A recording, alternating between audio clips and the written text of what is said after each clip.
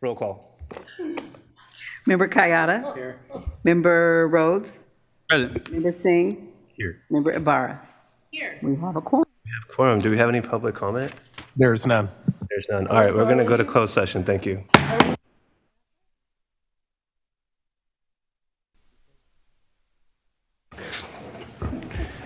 All right, good evening, folks. I want to apologize for starting late. It's been a minute since we have ever started late. Just our apologies. Thank you for being here. We're going to start with our Pledge of Allegiance.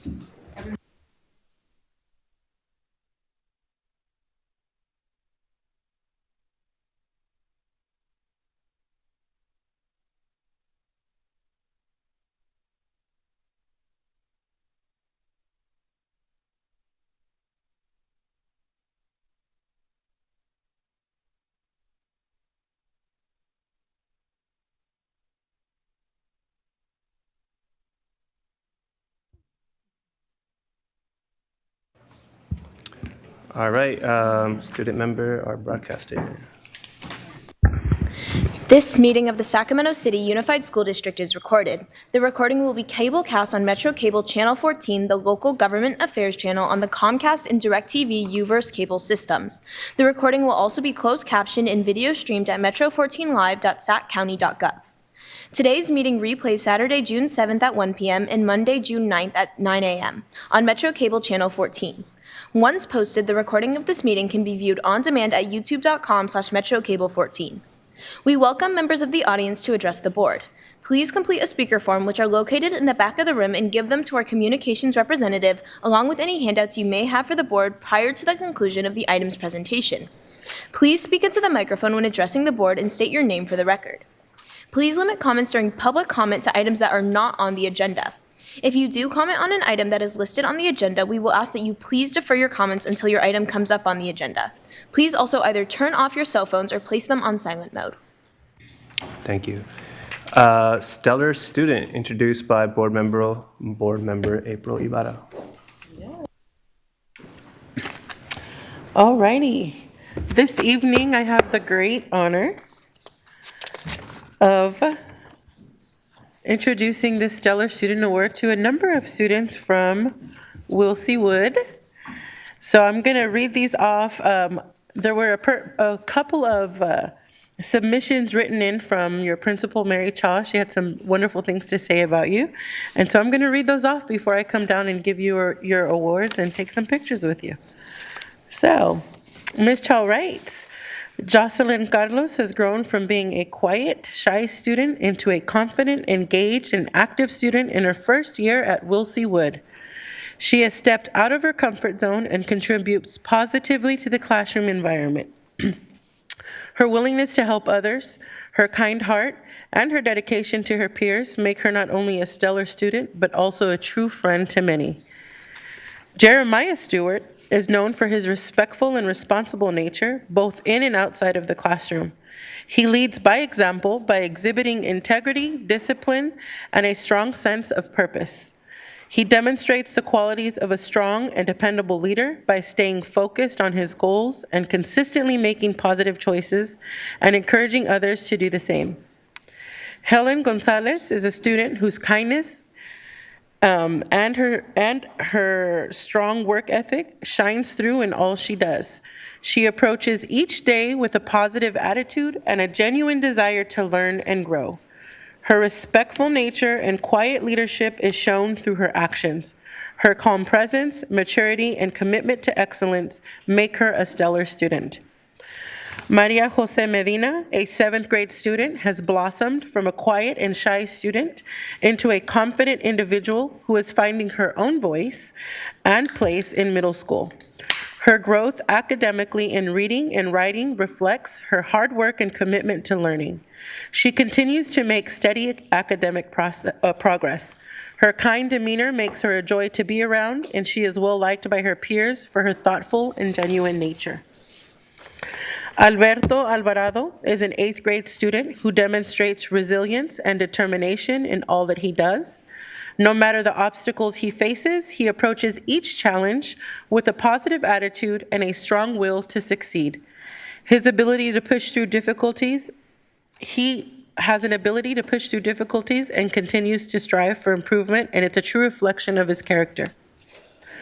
Luis Valdez Estrada, a seventh grade emergent bilingual student, does not allow language to be a barrier in his success. As an emergent bilingual student himself, he advocates not only for himself, but also for his peers. He is polite and courteous. His growing confidence and willingness to take risks have helped him to participate in class and ask questions when he needs support. And lastly, but not leastly, Asael Miner, I hope I said your name correctly, has shown remarkable perseverance in the face of personal and academic challenges and is making steady progress through his 8th grade year. His improved attendance and commitment to his studies is reflected in his growing sense of responsibility. His resilience is evident through his growth this year and his determination to finish middle school on a strong note. I think that this is a great group of students that reflects the not only diversity of the students that we serve in the district, but in Area 4. And it's my great honor and privilege to come down and give each of you your award today. Do any of you have anything you'd like to share? Any words? Yeah? So there is a button on the podium there next to the microphone. You can push it and share a few words. Whoever wants to go first. I think the mic's on. Is it on already? There we Mic's go. on, mic's on. Okay. I want to give thanks to my principal, Ms. Cha, for giving me the opportunity of being here. And I want to give thanks to my parents for letting me study and get smarter each day. Thank you.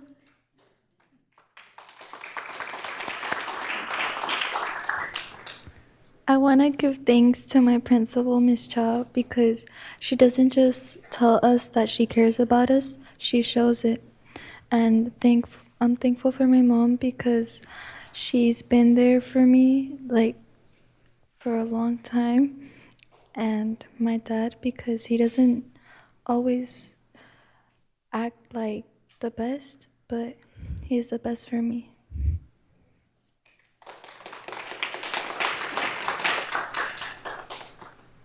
I want to say thank you to everyone, to my family.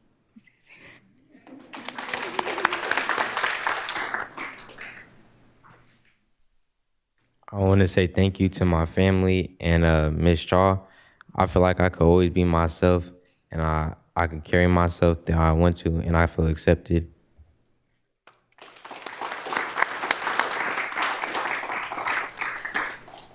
I just want to say that, Ms. Shaw, this is a reflection of the community, the sense of community. I don't know where you're at. There you are, Ms. Shaw. The family community that you really build with these kids, and to be able to honor all of these students tonight is a testament to that. So I'm going to go ahead and come down and give each of you your awards, and we can take a picture. And the whole board is going to join as well. Yes.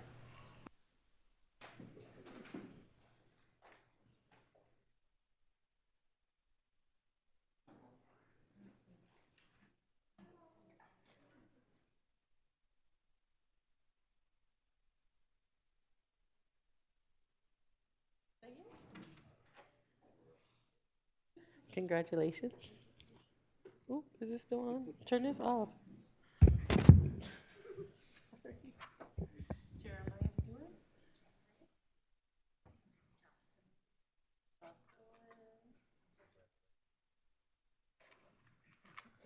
Luis Valdez. Ellen.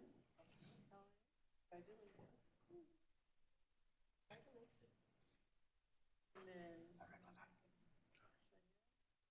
and this is Miss Jocelyn. Congratulations.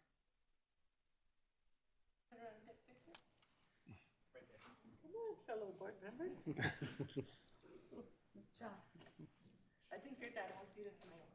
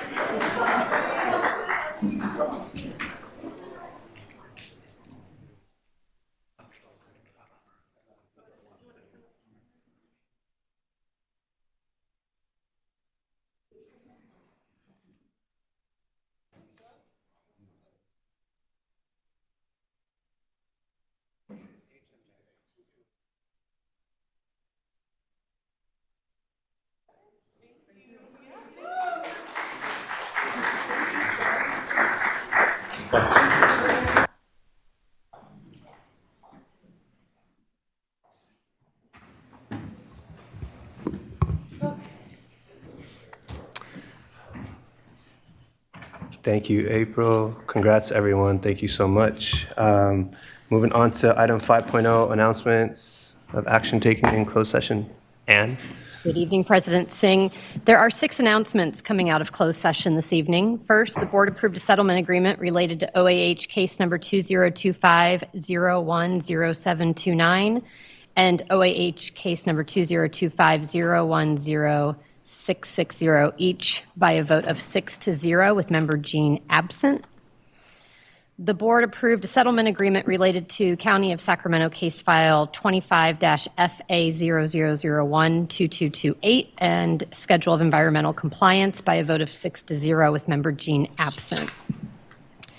The board also approved by a vote of 6-0 to move forward with the immediate unpaid suspension and termination of a certificated employee.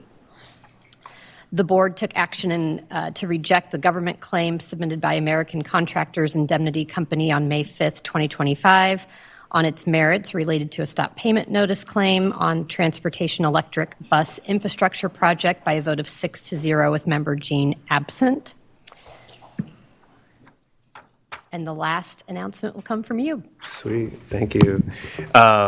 So I am pleased to announce that the board, by a vote of 6-0 with member Jean absent, although I believe member Jean would absolutely agree, approved a satisfactory evaluation of our superintendent for the 2024-2025 school year. Yes. We are pleased to reflect on this progress achieved this past year. Any contract extension or salary increases or conversations will be approved by the board in an open public session at a future regular meeting. We look forward to our continued partnership and steady leadership with Superintendent Allen at the helm. Thank you. Do you have a motion for an agenda adoption? All in favor? Aye. Thank you. 7.0, public comment. Brian, do we have public comment? We do. We have 6 speakers, President Singh. We will begin with Charles Bolton and Valine Bird, who are going together.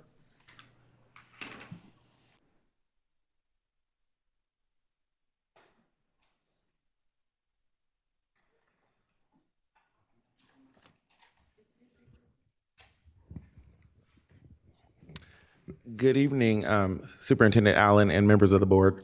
My name is Charles Bolton. I am here representing the CAC Vice Chair position.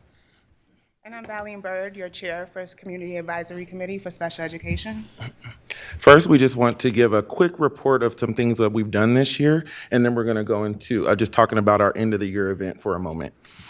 This year, we have led workshops, presentations on overview of IEPs for students, for families with students with special needs. We have had workshops on attendance. We have had, we hosted an Ask SPED event in which we brought many providers, all providers, out to Luther Burbank to answer questions for families. And one other one that I chose was Krista Arata leads our office hours that we implemented this year that allows parents to get information and ask questions before it goes to other matters. And that has been very helpful this year. This year, we've also brought out the Black Parallel School Board, who's worked with us. We've brought out departments like ESY and Summer Matters, who have worked with us to make, to just ensure positive feedback and implementation of the summer programs. FACE has partnered with us. And most recently, I just want to acknowledge that Campus Safety, led by Ray Lazada, has partnered with us. And they've been a special partnership as my son was just assaulted by a local gang in Meadowview. He attends Kennedy, and this department reached out to me to make sure that he was safe returning to Kennedy, as well as just was firm in letting me know that they would support me all the way. And so I appreciate you, Ray Lazada, and your team. We also just recently partnered with Black Parallel School Board on a bullying and harassment workshop. So what we found is that in the bullying and the harassment forum, that there is a need for a bullying and harassment campaign. There is something that is needed in our district. Obviously, a lot of kids are getting bullied and harassed, but because we are dealing with special education, a lot of our kids do not say that. So there is a need for us to kind of acknowledge that's happening and work with school safety as well as mental health to make sure that those kids are heard. Most of them are nonverbal, some of them are nonverbal, and they don't have a person to voice their feelings. And so we ask that we do that next year, that we kind of work on some kind of bullying campaign. Also, we did find that the parent engagement practices of our district is lacking. For instance, there is no child care here today, and you want parents to come in and tell you what's going on, and you want to be able to make a difference. But how do we do that when we start late and we don't have a child care, we don't have anything? That's why we are here during this public comment, because we have to get home to our kids, right?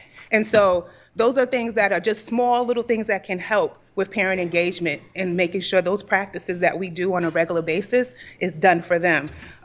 We do have an end of the year announcement, which is happening. So we are giving awards to SPED students. We ask that you show up and take pictures with them as well.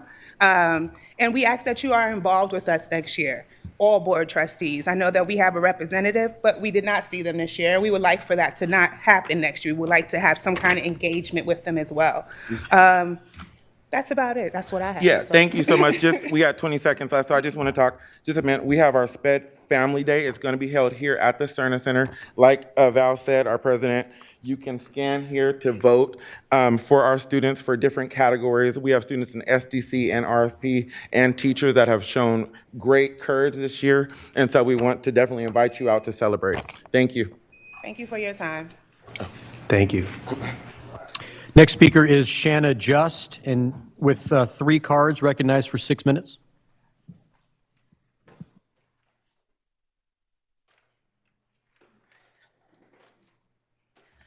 Good evening. I'm going to take the first part of my time as a point of personal privilege.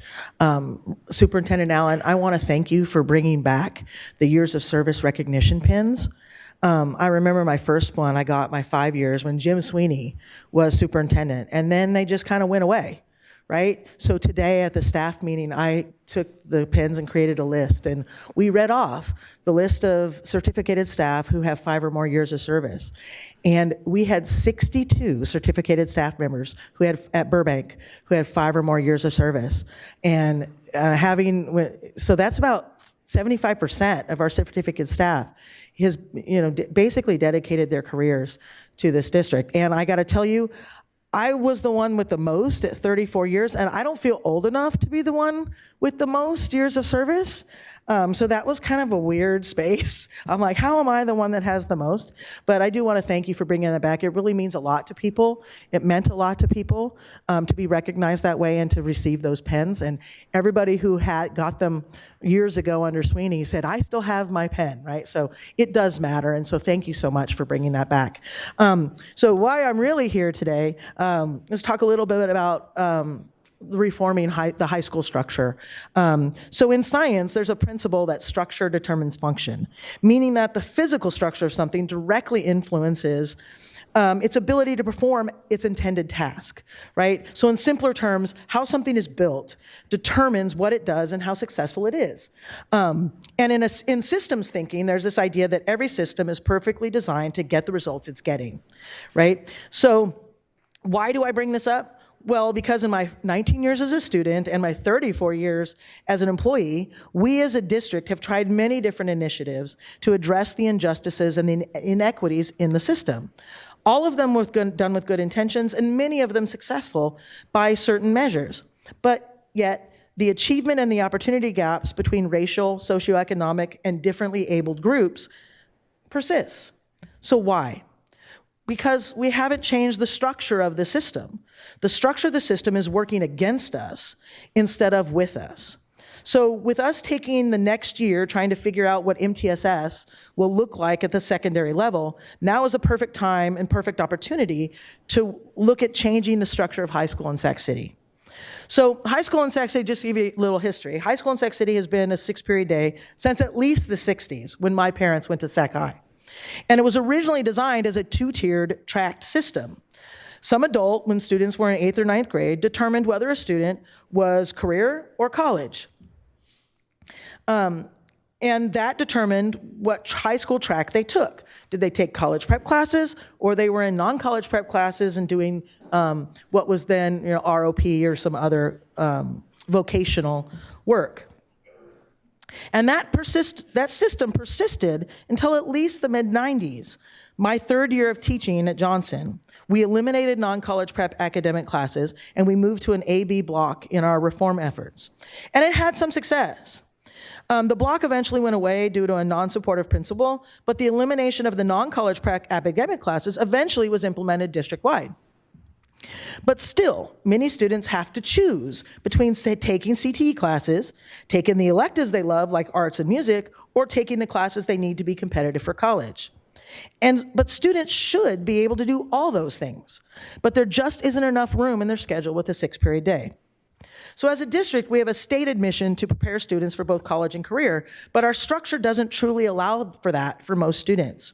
Our 6-period day schedule is a roadblock to achieving our stated mission. EL students, students with IEPs, students who need support classes, they are especially impacted, and they have their opportunities limited the most. For example, if a 9th grader or a 10th grader with an IEP needs a support class, they are pulled out of either their only elective class or they're pulled out of a core class, which then puts them behind their peers and increases the likelihood they won't actually graduate on time.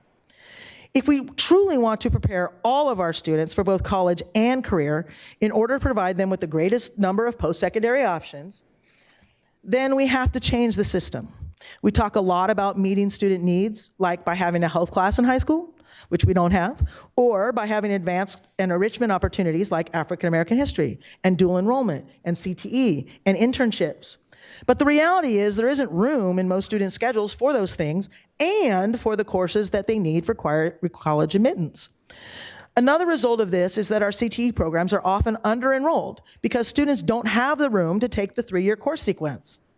It is well past time for us to consider moving to a 4x4 block schedule like Elk Grove and many other districts in order to provide all students with the variety of opportunities they so richly deserve. Sac City hasn't been successful in closing the achievement and opportunity gaps because our high schools were designed to be inequitable. So let's change the system. Let's make the structure of high school support our student success instead of hinder it. Thank you. Thank you. Final speaker in public comment is Dave O'Toole.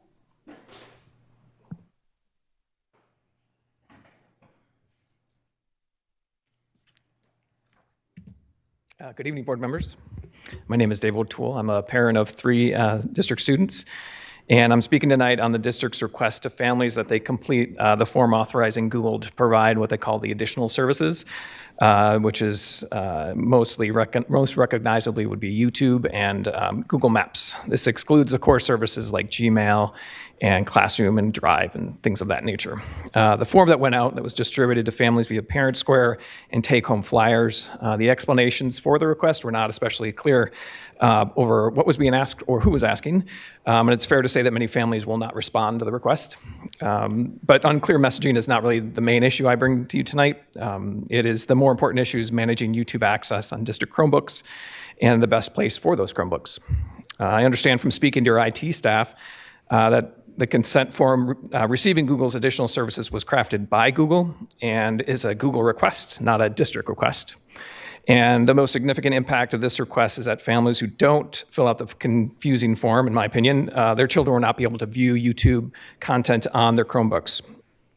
On its face, that is an unworkable, disparate teaching situation, and consequently teachers, in my opinion, should be advised that starting August 18th, because of Google's request, they should not be assigning YouTube content, either in class or taken home to view on Chromebooks.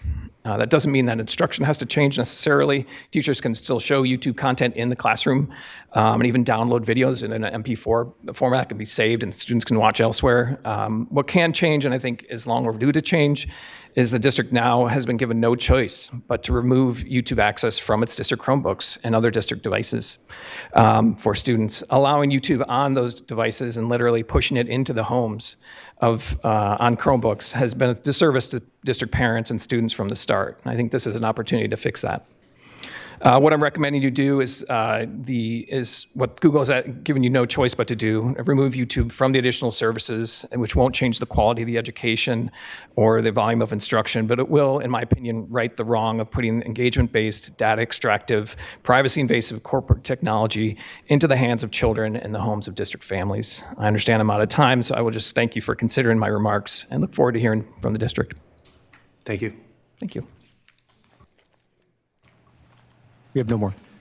Perfect. Thank you. Moving on to consent agenda, let me start by saying that we have a job description titled Coordinator 2, Family and Community Empowerment, attached to item 8.1T that was amended to correct an error on page 2, paragraph 3, by removing reference to certificated staff. So the corrected copies have been provided to the board and to the public. So with that, I'll see if there's any public comments specific to our consent agenda first. We do not have any. All right. Member Kayado. Thank you, President Singh. So I would like to pull 8.1H and 8.1J, and then if there's no other motions to pull, to approve the rest of the consent agenda. Member Ibarra. I was also going to request to pull 8.1J. Okay. I was also going to approve pulling 8.1J. All right. J. Or which one? Well, Sorry. Okay. All right, let's do a motion. There's a whole bunch of 8.1. It's 8.1J and 8.1H. So why don't you just make the motion with those things in there? So my motion is to approve the rest of the consent agenda minus H and J. I'll second that.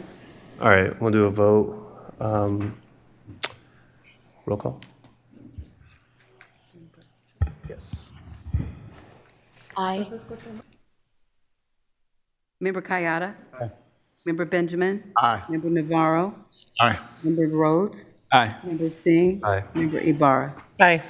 All right, thank you, everyone. I'll let you, since you pulled it, Member Kayada. Thank you. So Amanda is walking up.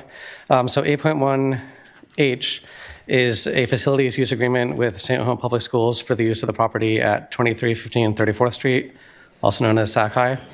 So the reason I asked that this be pulled is because this agreement would extend basically the current use that that Sac Charter High already has for the site, and actually the middle school as well, for the term of their contract, which we just renewed.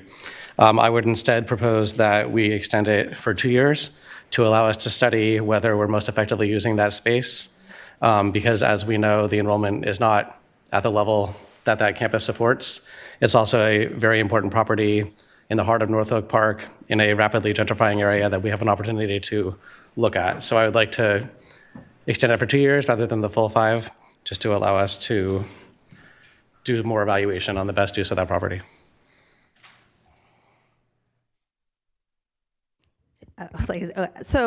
That's definitely doable. I just want to make the board aware of a couple things. So when we do a facility use agreement, that process takes about a year. So if we extend it for 2 years, that kind of means we have a year to study and a year to act. We can certainly do that. I would encourage us to maybe do 3 years. We have 2 years to really study, just because there is quite a bit of work that goes into it, but obviously that decision is yours. The other piece that I will say is this has already been approved by the St. Hope Board. It will have to go back to them. I imagine that they will approve it. I can't speak for them though, so just keeping that in mind.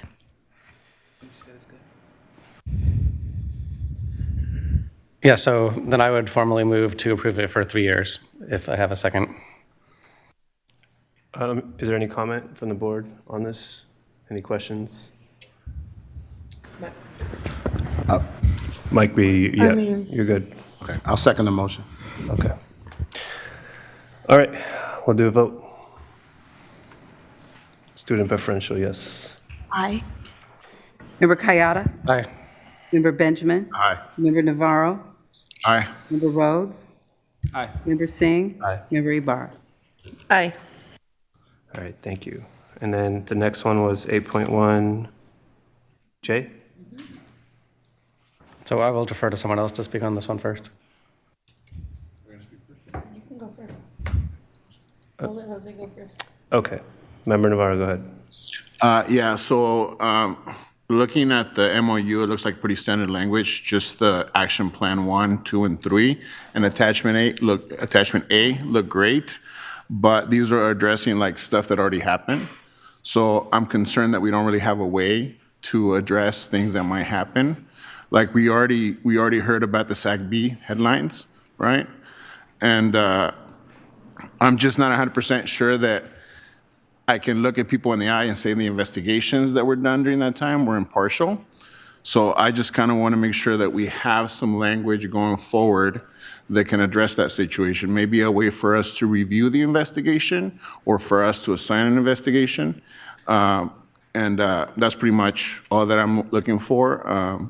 So I propose that we table this MOU until we have a chance to include language for future instances where we might need to step in.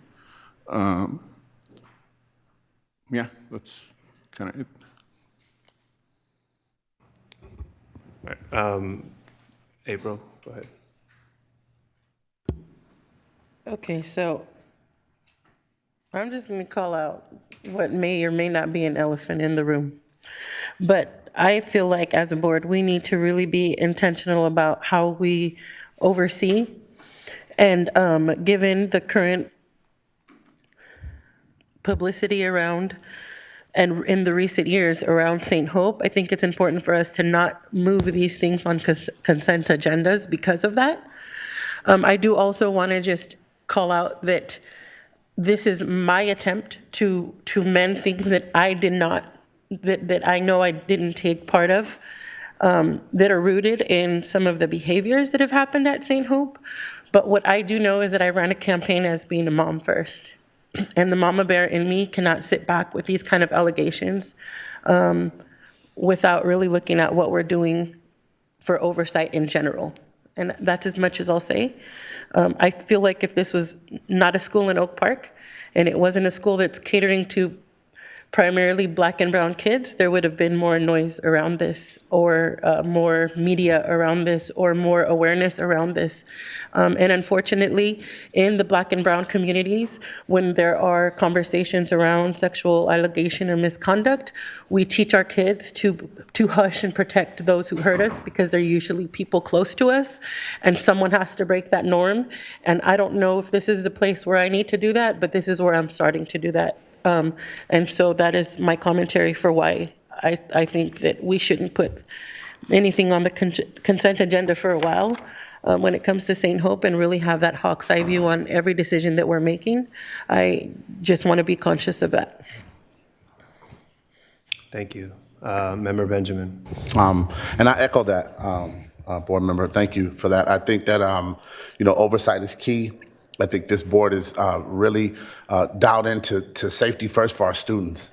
And so in taking into consideration the charter approval, I believe that there were some recommendations. And so at this space, I think this is a spot where we look to see where those recommendations are being met at this current point. We're seeing things, and as Member Ibarra said, we can never be careful with certain things and certain allegations. They have to be, investigated to the fullest extent. And so I think that, as Member Ibarra said, with regard to St. Hope and a consent calendar, we always need to have the ability to take a further look, and just have some discussion on things that are pertaining to that. Member Cayetano. So I would just like to second Member Navarro's motion that we table this for now and work with staff to see if there's any way we can strengthen this MOU to address the concerns that were shared here tonight. And I guess I'm asking Amanda if that's... So, always, you are the board, you are the deciders. I think there's a few things. So, we made a condition of their renewal that we present and approve an MOU by the end of this year. So, we have some responsibility there. We certainly can add language here. I think that we are already, with regards to what came out in the B, we are already in progress on things, and there are items in there that are going to be part of regular oversight. We do have some lines to walk because we are not actually the folks that are empowered to investigate something with staff that is not ours, something with students that are not ours. Our power is to ensure that there is an adequate process in place. And so we have a draft of language around that to go out saying, this is what we need to see. We need to ensure adequate process. That can be in this MOU, but I can also tell you for sure that it's happening anyway, whether it's in the MOU or not. It will be happening this fall. So yes, we can table it. I don't know that it would be wise for us to table it beyond the next meeting because just those were timelines that we set, and we don't want to be out of compliance with our own timelines. Thank you. I think the only thing I'll add is when these allegations came out, I know that the district talked about addressing this directly with St. Hope, and I think that's what you're alluding to. I would also ask that when we discuss, if you can come back with information that clarifies the timeline for renewal. Right now, I see, I think it says 5 years commencing on July 1st, ending on June 30th, 2030. So it looks like on the previous item, we just went from 5 to 2, right? Right. I'm just wondering if there's any movement. I think, because if I can recall this, I can't remember if St. Hope had asked for an earlier renewal, if they asked it at the exact time that we expected. They did at them the to. exact time they were Okay, supposed and to. is 5 years, can you remind me if 5 years is standard or if that's really up 5 to years us? was our only option Was our under only the law. option, okay. It was 5 years or nothing. That doesn't mean for the renewal. An MOU can be for as long as we want it to be. Got it. Okay, just clarifying that, because I know that's been a little bit confusing. Okay, well, I don't see any other questions or comments, so if the motion was by Member Navarro and seconded by Member Kayada, we'll take a vote on bringing this back up at the next meeting. So we'll start with the student preferential vote. Aye. Member Kayada. Aye. Member Benjamin. Aye. Member Navarro. Aye. Member Rhodes. Aye. Member Singh. Aye. Member Ibarra. Aye. Thank you. Aye. Thank you.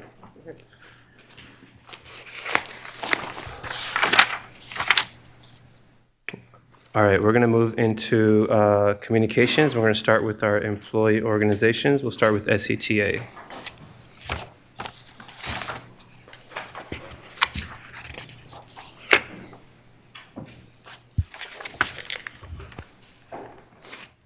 Good evening. I'm David Fisher, First Vice President of the Sacramento City Teacher Association. So we got 5 more days of classes, right? Seems like a little bit of a long year because it was a little longer than usual. We have been meeting quite a bit with the district, specifically around bargaining, and we've been doing this since February with the mutual goal of reaching an agreement or a settlement by the end of this school year. So we have bargaining scheduled for tomorrow and Monday. So we're hopeful, although there's still a lot to talk about, that we can achieve that goal. In our last bargaining session, we did reach, finally, an agreement on the implementation of MTSS, something we've been working together with the district for over a year. It's our hope and expectation that together with the addition of reading intervention specialists and a robust MTSS implementation, it'll provide real, strong, actual interventions in the classroom and supports that our students need and deserve to be successful. We think the agreement that we reached can serve as a model throughout the district for other initiatives and for the state for MTSS as a whole. Additionally, since our last meeting, we had the opportunity to visit and tour the central kitchen. While we were generally aware of the great work that has always been occurring there, we were amazed to see the work in operation and would like to thank Diana Flores and her staff for taking time to provide the walkthrough. After having seen it firsthand, it is clear that the central kitchen is a real gem in Sac City, and we aspire that our MTSS framework, like the central kitchen, will be a true model for other districts across the state and nation. We look forward to working with Diana and her staff to increase awareness and encourage additional participation in the school year meals program. And as you are probably aware, much of the funding for meals program is federally funded. So on that note, I'd like to say we appreciate your support and participation in our May 17th Fight for Schools. It was well attended, and some described it as sort of like a party with a purpose. So we appreciate that, and we think that there might be more to come. On a not so positive note, there's already been some significant discussion around St. Hope. Some of you may not be aware that SCTA has represented St. Hope since 2017. However, that's 8 years later, and we still do not have a collective bargaining agreement. As recently reported, as you discussed in the Sacramento Bee, staff raised serious concerns about allegations of inappropriate administrative staff interactions with students. We brought these concerns directly to the SCUSD district staff, along with our concerns about the lack of credentialed teachers, massive staff turnover, and lack of curriculum and books at St. Hope. The response from the Sac City staff was disappointing to say the least. Only after students, staff, and parents appeared before this board and received direction from the board did the district staff finally engage in a more comprehensive oversight that should have already been provided. In approving the renewal of the St. Hope Charter, the board made it conditional on the St. Hope administration agreeing to a number of changes that were to be memorialized in an operational memorandum of understanding. Quite unbelievably, given the recent reporting in the Sacramento Bee regarding the various administrative practices, St. Hope alleged failure to provide full details of the allegations, and the district staff alleged failure to provide an appropriate analysis and full disclosure of the facts to the board as it reviewed the St. Hope Charter application. The district had the approval of this very important agreement on the consent agenda. You've already discussed it, which we appreciate. However, never should have been on the consent agenda in the first place. This appears to be, unfortunately, consistent with what we believe to be a major shortcoming of the district's so-called oversight of its independent charter schools. From our perspective, the district staff seem to see their role as an advocate for the schools rather than provide administrative oversight and to hold them accountable. In short, particularly in light of the recent disclosures by the Sacramento Bee, we believe that the St. Hope MU requires additional discussion, and you've already pulled that to do that, and scrutiny. And certainly, like I mentioned, is not the kind of agreement that should be buried in a consent agenda. We would hope that going forward that wouldn't be the case, and we appreciate you pulling it, and that you hold them accountable and make sure that all our students in our entire district are safe. And, you know, I'll just, by the way, this is just some information that we know that person, for example, named the Bee, is still there on campus. And there's a lot of, I'll just say, still a lot of concern that has not been addressed. And so we appreciate you taking the time and the opportunity to pull this and have a full discussion. Thank you. Thank you, David. Next up, we have SCIU.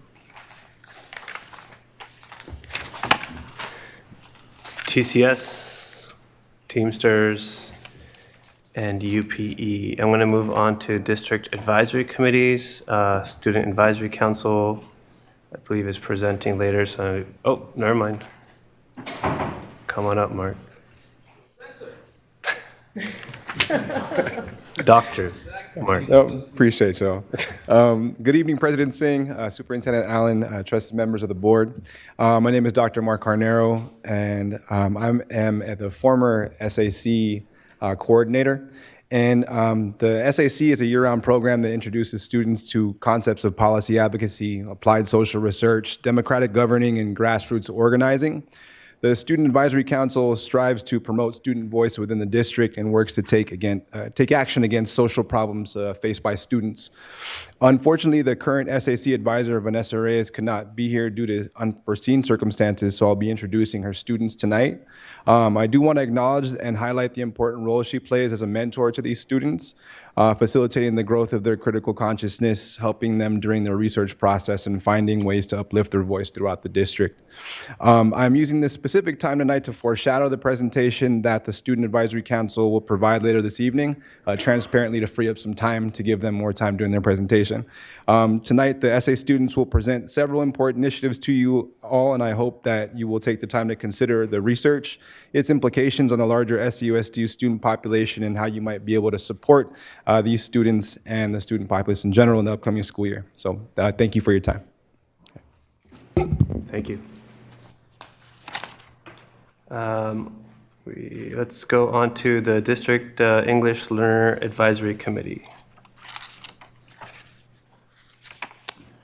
All right, LCAP.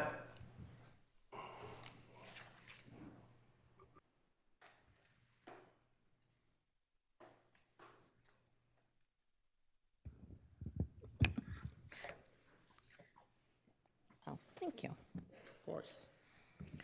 All right. Good evening, board. My name is Jeanette Cruz, mother of a 6-year-old special needs child at Matsuyama and governance performance specialist by day.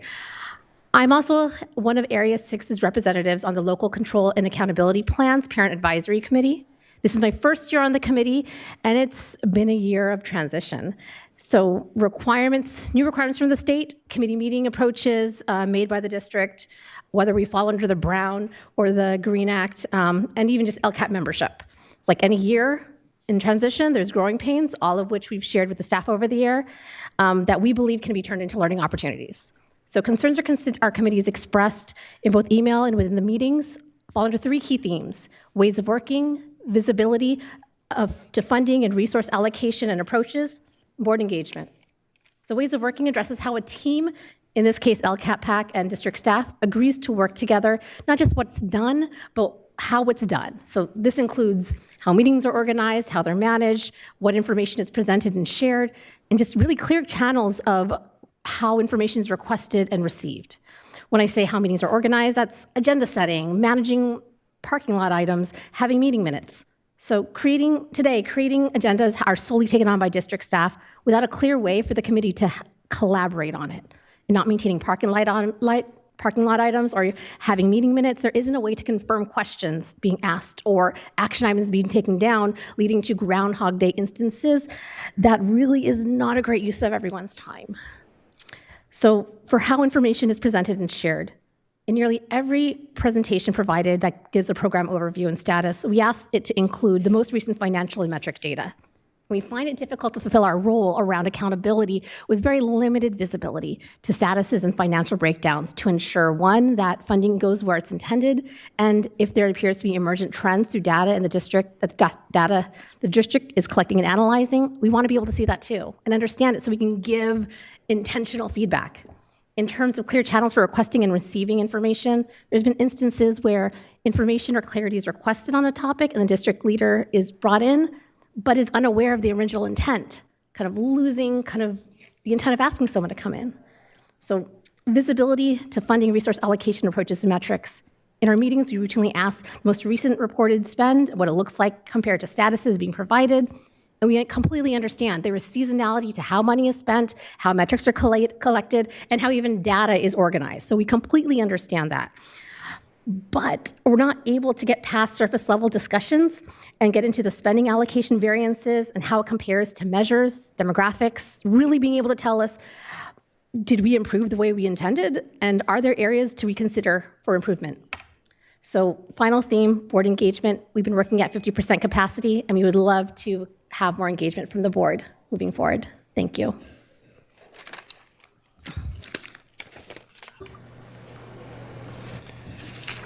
Next up, we have the Black African American Advisory Board.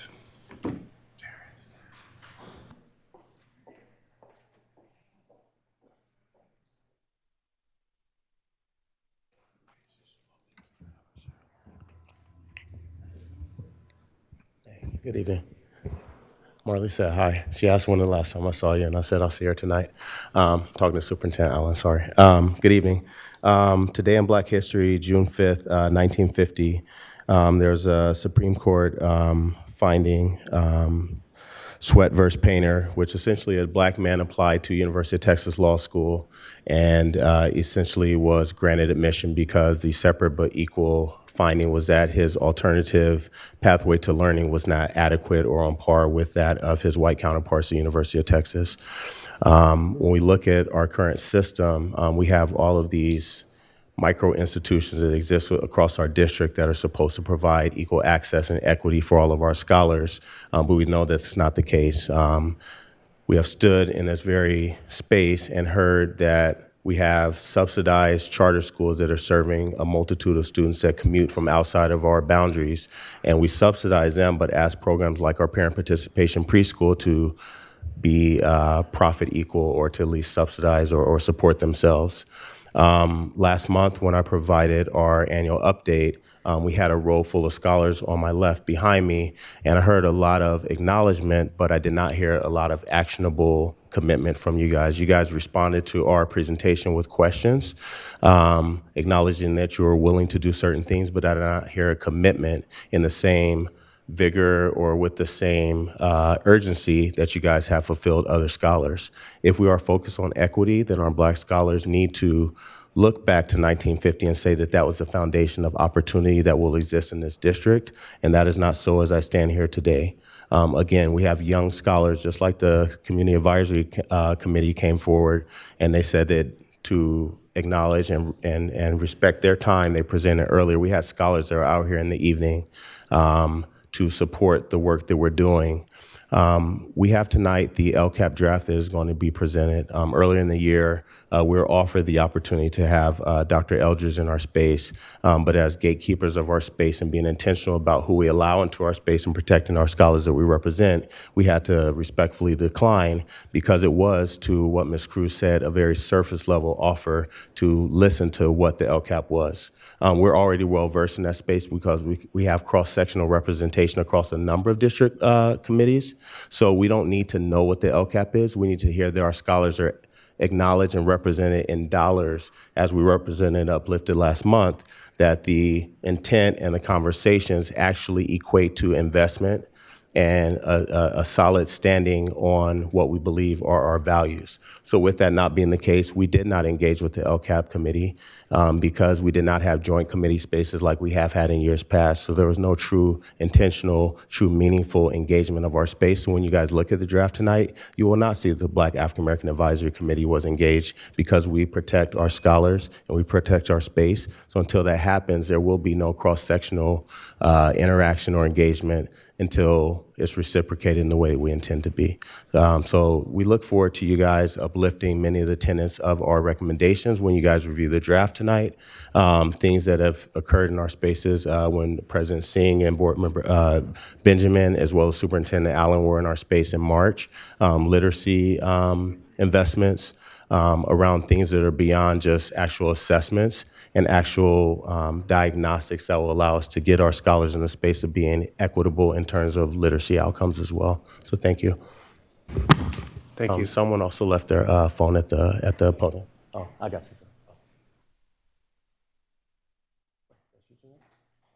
All right, Community Schools Advisory Committee. They already met. Did they? No, that was the Community Advisory Committee. Yeah. I got a lot to say, so I'm going to start now. Good evening, President Singh, Superintendent Allen, and esteemed board members. My name is Sarah Lynn, and I'm here tonight to share the incredible work our community school specialists are doing and have accomplished this year. We started the year off like passengers on a jumbo jet, building it as we flew. We took go slow to go fast approach, beginning with deep relationship building at our school sites with families, students, staff, and community partners. We listened closely to stakeholders through small focus groups, one-on-one conversations, and surveys, achieving a remarkable 80% or higher participation rate at nearly every site. We built trust by responding to the needs and connecting with those who could help, and as a result, our sites hosted over 363 well-attended community school events. We cleared 140 new parent volunteers. We formed 85 new community partnerships and strengthened many of our existing ones. And we brought in over $600,000 in donations, both monetary and in-kind contributions of time and resources. We also have partnered with nutrition services to share feedback from families and students regarding meal experiences. Together, we're working to increase breakfast participation, and we're able to fund materials for 15 new share carts in school cafeterias to reduce food waste and support student needs. Additionally, we partnered with Charles Jones to pilot ESL classes at Cesar Chavez for our families. And hopefully we can move into paraprofessional classes to pipeline into the many vacant positions that we have, which supports our community and workforce. A few more highlights. 6 schools brought over 1,100 students to a Rivercat school day where they enjoyed the stadium food. That was the highlight, and paraded around the field. Every class at Ethel I. Baker went on a field trip for the first time since COVID. 2 Baker students have their art featured in a River Cats calendar, and 3 are displayed at SMUD. And I'm running out of time, so I'm going to skip through some stuff here. We're already planning for next year, and we'll be kicking things off with the community schools pool party on August 8th, sponsored by Trustee Rhodes and the City of Sacramento and John Bidwell. As we move forward, we're going into the field of edutaining. We've done a lot of entertaining. We want to move into edutaining this next year, creating joyful, culturally responsive opportunities that help families support their scholars academically, socially, and emotionally.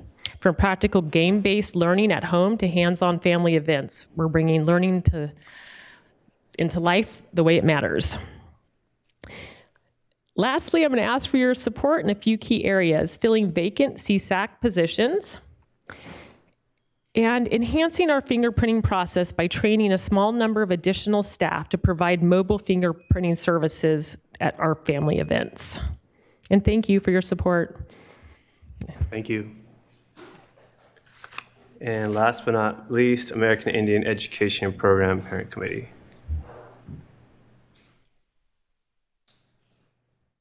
All right, moving on to our reports. We'll start with student member report. This is the last meeting of the school year, and I want to give a big congratulations to all the seniors who are graduating this year. This has been a really tumultuous year for students, especially with everything going on with politics at the federal level, and it's such a huge accomplishment to even make it through this school year. On the topics of students and politics, the Student Advisory Council has our end of the year presentation tonight, and I wanted to give a little background about the SAC. Last year, we passed 3 resolutions regarding campus hygiene, gender-neutral restrooms, and environmental sustainability. Later tonight in our presentation, we will explain more about how we have been doing work this year to ensure our resolutions from last year have translated into real district action. I'd also like to recognize all of the SAC for the work they have done this year. Students have worked tirelessly since September on various topics such as undocumented student support and vape and drug usage. I would also like to specifically recognize Cash Marquardt, our sustainability liaison, who has worked for over a year on a resolution emphasizing sustainable campus practices like campus gardens. I would also like to thank Vanessa Reyes, who isn't in the space with us tonight but has worked with us this entire year as our advisor. She has given all of us so much support and encouragement and always empowers us to speak our minds as student advocates. All of this goes to show that the SAC is made up of some of the most hardworking, diligent, and passionate high school students I know. However, I can't help feeling that some of our potential has been stifled this year. Later this evening, you will hear a 15-minute presentation with a 5-minute discussion from us. Let me emphasize that this is a 20-minute presentation to cover over 200 hours of work that students have put in this year. Originally, we were going to present 3 agenda items tonight: the end of the year presentation, a resolution on vape and drug usage, and a resolution on campus sustainability.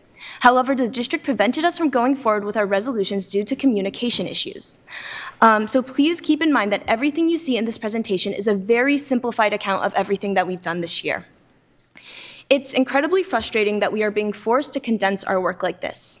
It feels especially disrespectful considering that we are students doing this work. We aren't Cerna Center employees, and we are balancing our advocacy work alongside tests, homework, college apps, social lives, and much more. This district constantly reiterates that we are putting children first, but for some reason, the sentiment doesn't seem to apply when it comes to board governance. Despite the fact that we have weekly meetings, we have only had 1 board member attend even a minute of one of our meetings. I have shared out countless times on this dais our meeting times and locations, as well as what the SAC is working on, and yet it feels like there is no effort on the adult end to attend our meetings. I want to remind everyone in this district what children and students first means. Students are the #1 constituents of this district. We are 40,000 strong. That is 10 times the amount of district employees. It is not enough for this district to say that we are putting students first. Students first means an unwavering obligation to put student voices at the center of every conversation and decision that this district makes. At the same time, I want to remind everyone that students are still students. We've had none of the staff training that employees of this district receive. We are at school for most of the workday here at Cerna, and we don't have experience with professional processes like emailing. Majority of students in this district don't even know what the school board is. This is what makes it even more frustrating when our emails, invites, and public comments are ignored. As the Student Advisory Council, we are the ones who go to school 7 hours a day. We are the ones sitting in classrooms, eating the school lunch, using the campus bathrooms, talking to other students. We are the eyes and ears of how this district is actually functioning, which is why I am disappointed that we only have 15 minutes tonight to talk about what we have done, seen, and heard for an entire year. It's also why I'm disappointed that the adults in this district aren't doing more to actively reach out to us. With all that being said, I hope this board and this district as a whole can find a way to better communicate and listen to students. However, I don't want this conversation about student advocacy to overshadow the work that the SAC has done this year. I hope that we can both find solutions to overcome the chronic miscommunication between students and staff, whilst also discussing ways the district can implement the proposed improvements that the SAC will share out later this evening. Although you will not be voting on our presentation tonight, I hope that you give us your full attention, ask questions, and make plans to take action on what we ask of you. Thank you.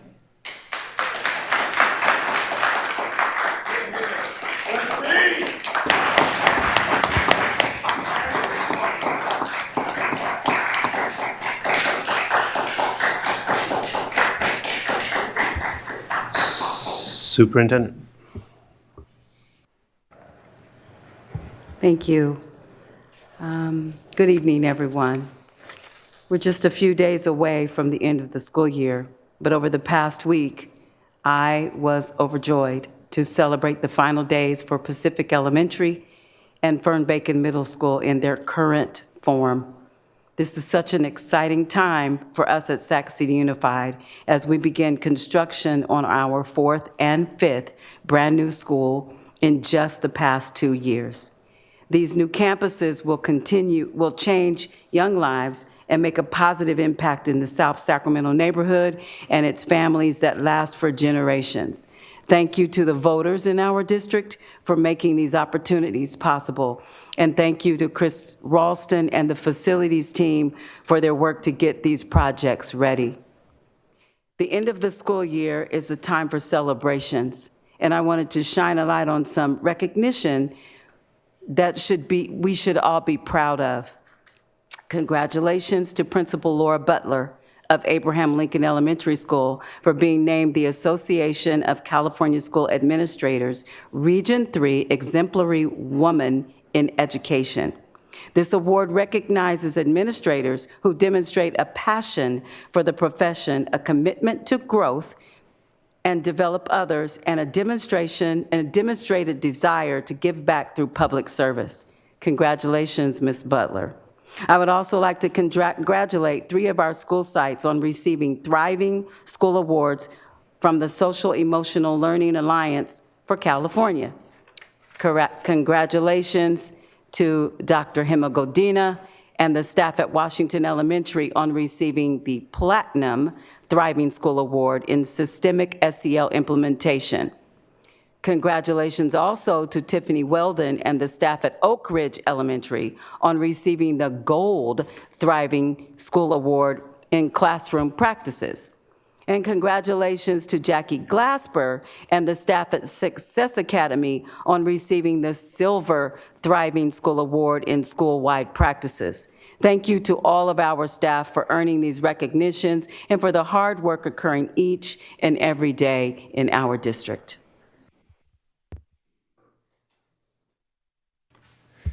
Thank you, Superintendent. So for my report, and then we'll move on to information sharing from our board members, I just want to thank the district and the voters for Measure H and the groundbreaking that we completed at Pacific Elementary, and then also getting our first new middle school building in ages right at Fern-Bacon Middle School. I also want to just speak about who I am coming into this meeting today. We all come with the realities of who we are and where we come from. And every day I put on a face like everybody else and come into professional spaces knowing that, so this week marks 41 years since the Sikh genocide of 1984 carried out by the Indian government. It's a heavy week. It's the reason why many like myself made their way to the United States and other nations. I've also spent the past few weeks dealing with the realities of ICE raids and ICE enforcement at courtrooms, watching people get picked up, feeling like I actually have no power to stop them other than taking out my camera, like many other attorneys like myself are doing. The reality is that many of us have other obligations and jobs, and some of those jobs and obligations oftentimes remind you of the necessary work that we need to do to continue to keep our community safe. But a part of me is reflecting on the fact that even after holding 7 Know Your Rights trainings across our district, red card distributions to all our school sites, reaffirming our immigration rights policies, a part of me unfortunately feels like the target that we have at the federal government is constantly shifting. And although in this role as president, my job is to lead us, a part of me is also vulnerable, and the reality is I don't know where we're headed with the feds, and I'm really not sure where we're headed with our funding. Attending the fight for education was inspiring, and also a reminder that those threat cuts are real, that a cut of 9% to our district is devastating, and I think devastating is the only word I can find in the thesaurus to talk about what it would do to our students, especially our students with special needs, especially the kids who need to be fed. And for those of you who don't follow federal policy to that level, realizing that the president is thinking about limiting the amount of money you can take out for college to $50,000 from the United States government, and for graduate school, I think it would be $100,000, essentially limiting or making it impossible for students of color and those who come from lower income backgrounds to attend college. So part of me has to think, what are we doing all of this for? And we have A through G requirements. We as a district are constantly shifting and trying to fight for the right reasons and the real reasons.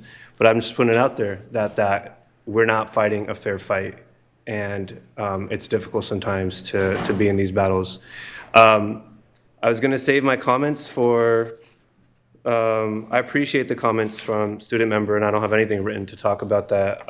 As the board liaison for Student Advisory Council, I can take responsibility for being unavailable the last couple of months. And none of what I'm talking about is an excuse of that. I hear students, and I want everyone to know, because if there's been miscommunication, I absolutely support us having resolutions. I also want to shift our district's culture, that we don't rely on resolutions to make changes, that we think about shifting our district's culture completely. And we start putting those voices that you students bring every single day at the forefront of our work without needing to rely on said resolutions. With that, I encourage you all, and I'm looking forward to seeing the resolution that does eventually get presented. And it's unfortunate that some miscommunication happened. So with that, I look forward to that presentation, and I look forward to working with everyone.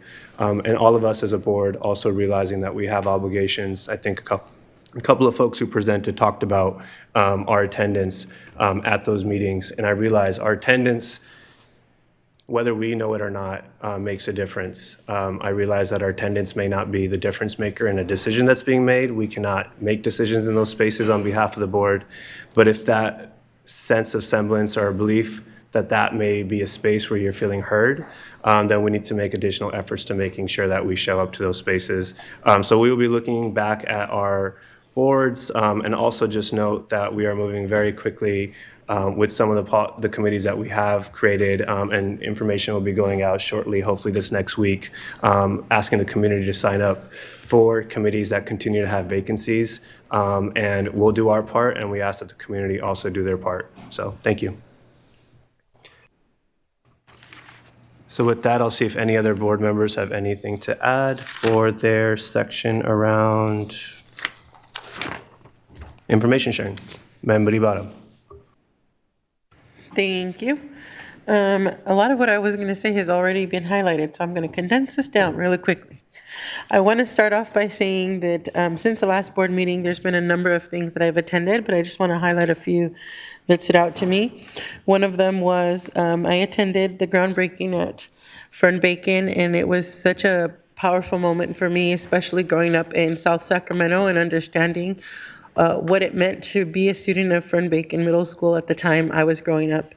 and looking at the vision that the district has put forward to be more equitable for that community, and just to think about the transformation that can take place. But really, I think the most impactful part of all of that was seeing the students and understanding that they really should be the drivers of community. And hearing from Justine this evening really just puts that in my mind of like, how are we going to ensure that we're doing that?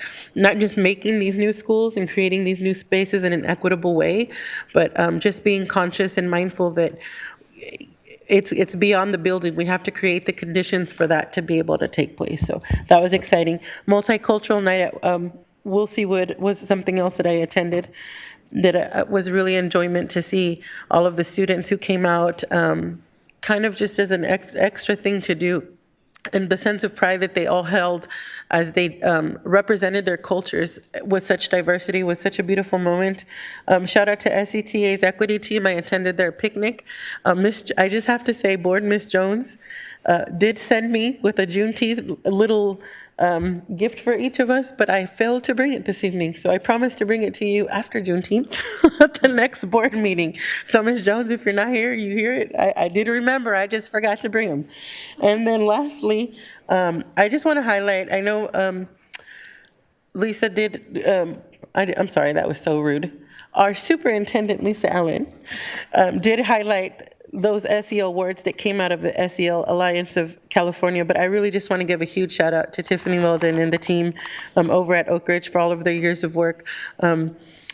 You know, it's not just getting an award for, you know, their award was Gold Award for SEL classroom practices, but really the lasting award of this is the culture shift that has been created in the community and the ability to be able to not only teach students but families the healthy way to communicate. And so that's something that's lasting. I know for me personally, I'm able to go into conversations, even in the role that I hold now, and remember the values that were instilled in my children that were then passed on to me. So it's just a testament that when we hear that we had 3 schools that were awarded at a statewide level, it just goes to show that we have the staff and the determination and the will to really push forward that. And I just want to invite all of the adults in the room to reimagine what it would look like for us as a board as we're getting ready to go on our retreat, to really lead forward the adults in the room with the same mindset, that we would move forward and really be forward thinking with SEL at the forefront and really saying we are the adults in the room that are going to mirror and demonstrate what that looks like so that it trickles down. And then, of course, with all of the other stuff going on in the world, I just want to highlight that, yeah, free Palestine.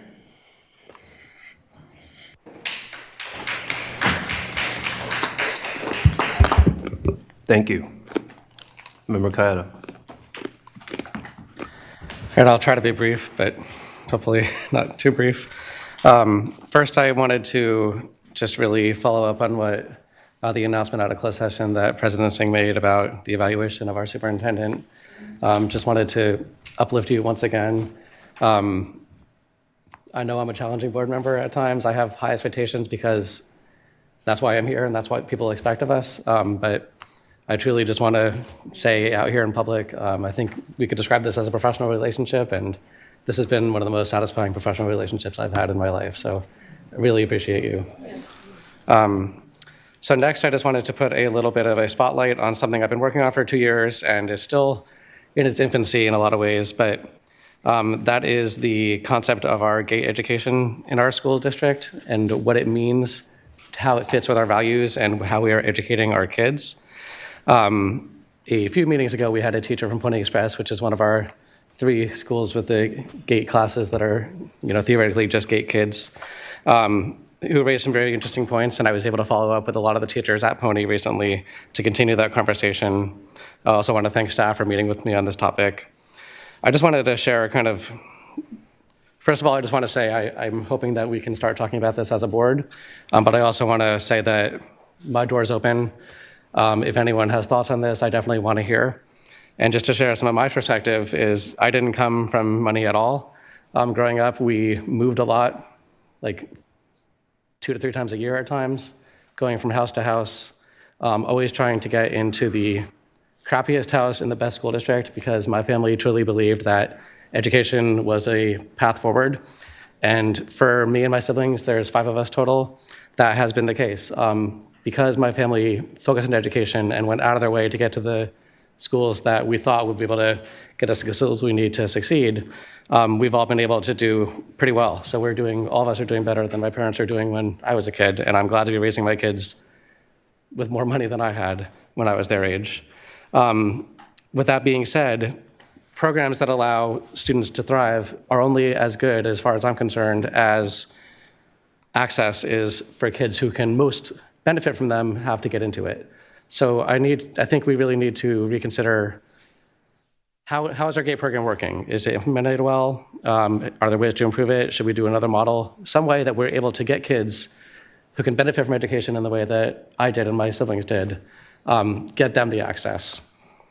And then turning to another Pony Express topic, I just wanted to mention, I'm not sure if anyone's aware, but NorCal School of the Arts, who's active in our region, they have expanded into the after-school space starting this year, and Pony Express was, I think, kind of their pilot school. And so they do the morning program and the after-school program at Pony, and both of my kids are in that program. And they recently had, at the end of the year, their big performance they've been planning for all year, which is The Lion King. And I just wanted to say I saw it 3 times. I had to miss one. But it was truly amazing, and I wanted to thank everyone involved in it. And as a point of personal privilege, just give a huge shout out to my son, Torsten, who was Scar in that production. And truly, I mean, I will show you the video. I'm a proud dad. He knocked it out of the park. As someone, he couldn't talk when he started the school district when he was 3, first coming into special ed services. And to be able to have the most lines in the entire show, it's, as a father, really amazing. So now to turn to some kind of sadder news. Some people might have heard, but we recently experienced a death in Pocket Greenhaven community, a young mother of 4 kids between the ages of 2 months and 7 years old. And the kids, some of them do go to our district schools, unfortunately passed in the Bel Air Shopping Center at Promenade due to I want to say a freak accident with her car getting trapped against another car. The family is struggling now, and our community is really struggling to process this. So just, I guess I would say, hold your family tight. You never know what the next day brings. And then finally, just want to say I'm looking forward to graduation season because this is a time of joy. And in line with holding our family close, let's also uplift our achievements as we do them. Thanks.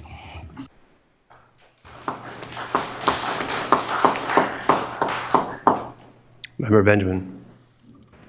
Yeah, I'll be real brief, but I want to give a huge congratulations to the 2025 graduating class of American Legion High School. Myself and, it's my first one, right, as a board member, and I think it's the first one of the season for high schools. And myself and Superintendent Allen attended. Really good energy. They had, for they're back almost in full functioning capacity. I believe they had 91 graduates, which is huge for them, and a lot of good energy. I want to say, this is that time where we celebrate these wins, and it's important that we do that. I think a lot of times we kind of, there's so much going on that we can get, immersed inside of what's not going on, but we want to celebrate what is going on. And so, again, I want to say congratulations to Principal Richard Baranowski and the 2025 graduating class of American Legion High School. All right, thank you. Moving on to 10.1, Pride Month celebration. This is me. I wrote something nice. But so I just want to take a moment to celebrate Pride Month. June is a special time of year. It's a time to honor, reflect, and celebrate the incredible history and contributions of the LGBTQIA+ community. As I'm sure many of us are aware, this begins with the remembrance of the Stonewall Uprising in 1969 in June, where that resistance sparked a series of protests and clashes with police that would eventually galvanize the movement across the United States and the world. The fight for LGBTQIA+ rights predates and extends beyond the Stonewall event. The uprising was a culmination of decades of activism and organizing. So this is a time to celebrate, remember that ongoing fight for equality. And the truth is, significant Progress has been made, considering where we were at in the 60s versus where we were at today. Challenges, however, such as discrimination, prejudice, and threats to life still exist, as evidenced by our current political climate in this country. I feel strongly that visibility, storytelling, and advocacy for a society where everyone can live freely with dignity and respect are necessary, regardless of your sexual orientation or your gender identity. I am proud of our district's strong commitment to our LGBTQIA+ staff, students, and family. We recognize the struggle faced by the community. We continue to build spaces of support and power for our community, and we're committed to doing the actual work to stand by that statement that says all truly means all. So the pride flag is not just at our desk, it's also flying high right outside our district office at the flagpole. Again, the right to dignity, equality, and freedom are afforded to everyone, regardless of their belief systems, and there's no negotiation at this district in that right and that belief. So I just hope we can use this time to reflect on that history, celebrate the community, commit to building a more just and inclusive world for everyone, and make sure that we do our part in protecting our shared communities, especially in this really tough time and what will continue to be a tough time in this country in the foreseeable future. So I just want us to remember that we all have a part in making sure we all stay safe. So thank you. All right, moving on to 10.2, the Annual Student Advisory Council presentation.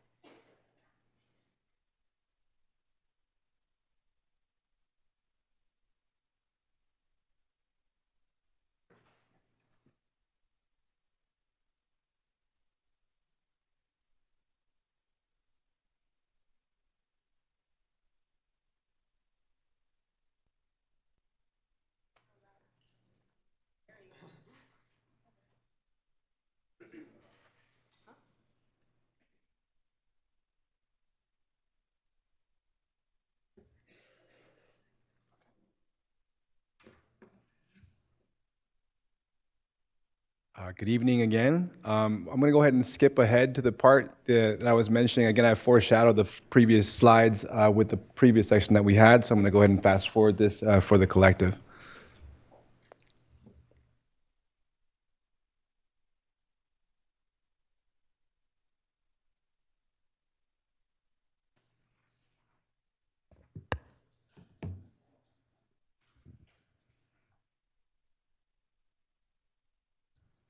Sorry. So throughout 2024 and 2025, we collaborated with the SUSD Student Support and Health Services, including the LGBTQ Support Service Department, TUBE staff, Safe Haven Work Group, Director of Student Support Service, SUSD Facilities Support Services, Facilities Planning Management, Environmental Sustainability Manager, and the Board of Education members.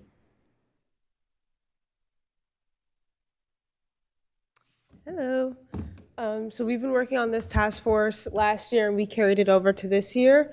So just here's our context of concern. In short, we believe that we should create an environment where students who do not identify with the gender non-binary, we believe they shouldn't choose between male and female when it comes to their bathroom.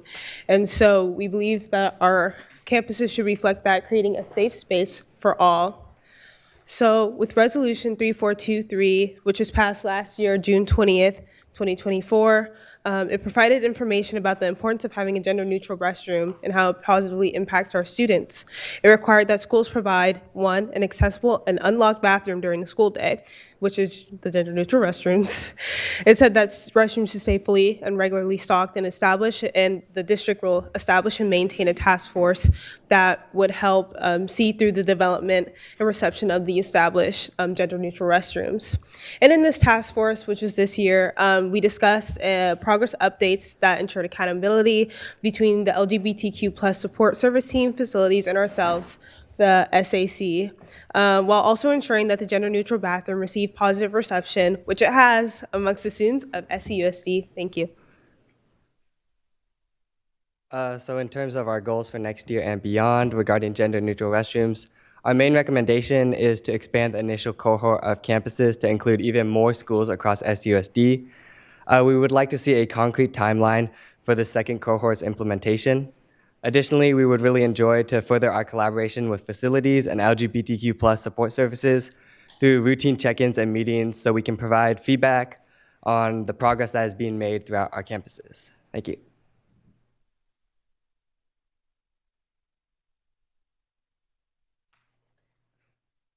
All right, talking about vape and e-cigarette use, we'd like to talk about the context of concern, which is the surge in e-cigarette usage. One of the most serious concerns students experience today is the utilization of e-cigarettes. Recently, students have experienced a wave of exposure and accessibility to e-cigarettes. E-cigs are known to contain harmful chemicals like nicotine and tobacco. In California alone, 6.4% of students admit to using tobacco. Furthermore, SAC representatives identified that current board policies and resources regarding the e-cigarette addiction for students is severely outdated. From the student perspective, the surveys administered, Kelvin, Cool Kids, and Chicks, do not collect the most accurate information nor responses, making it difficult to paint the real story of what our peers are experiencing.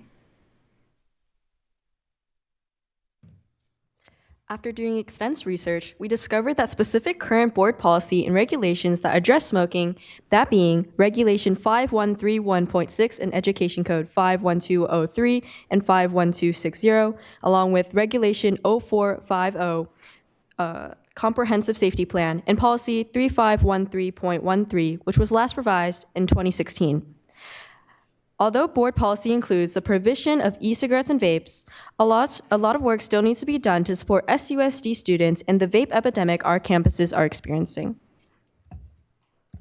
With the intentions of providing alternative intervention rather than disciplinary measures for students, the SAC, 1, researched existing board policies, resolutions, and resources for students who struggle with addiction. 2, Zoom met with Professor of Clinical Occupational Therapy to identify possible solutions to aid students who are going through active addiction, which helped with establishing guidelines that would support effectively. We next interviewed students who use e-cigarettes at represented high school sites, and to do this, we created a safe and reassuring environment for students who have or are using e-cigarettes to submit anonymous testimonies, and we used those testimonies to create an educational video on the current effects of e-cigarettes on students. 4, we updated the vape use resolution. And then lastly, we met with SCSD 2P staff who formed recommendations and gave us informational advice on those said resolutions. We'd like to transition to the video we created based on said testimonies. A voice changer was added though to maintain the anonymity of students. Do we have your consent to record and use this elsewhere? Yeah. Okay. Number 1, how often do you vape? Like inside of school, outside of school, just in general, like on a daily basis, you know? Yeah. I want to see like a few times an hour. A few times an hour, yeah. All right. Like every day, yeah. When did you start like vaping? Push me in. Do you use vapes to cope? No. All right. Do you want to quit? Yeah. Yeah. Moving on to the recommendations, we'd like to recommend that the district hire more staff for anti-nicotine and tobacco departments like 2P, update and increase training for educators, which includes but is not limited to teachers, counselors, and admin, revise, update, and expand board policy to match current addiction trends, and place an emphasis on vape prevention education for elementary schools. Lastly, we'd like to highly encourage the board to continuously seek out and prioritize youth voice and also intentionally collaborate with the SAC regarding any policy changes. Thank you.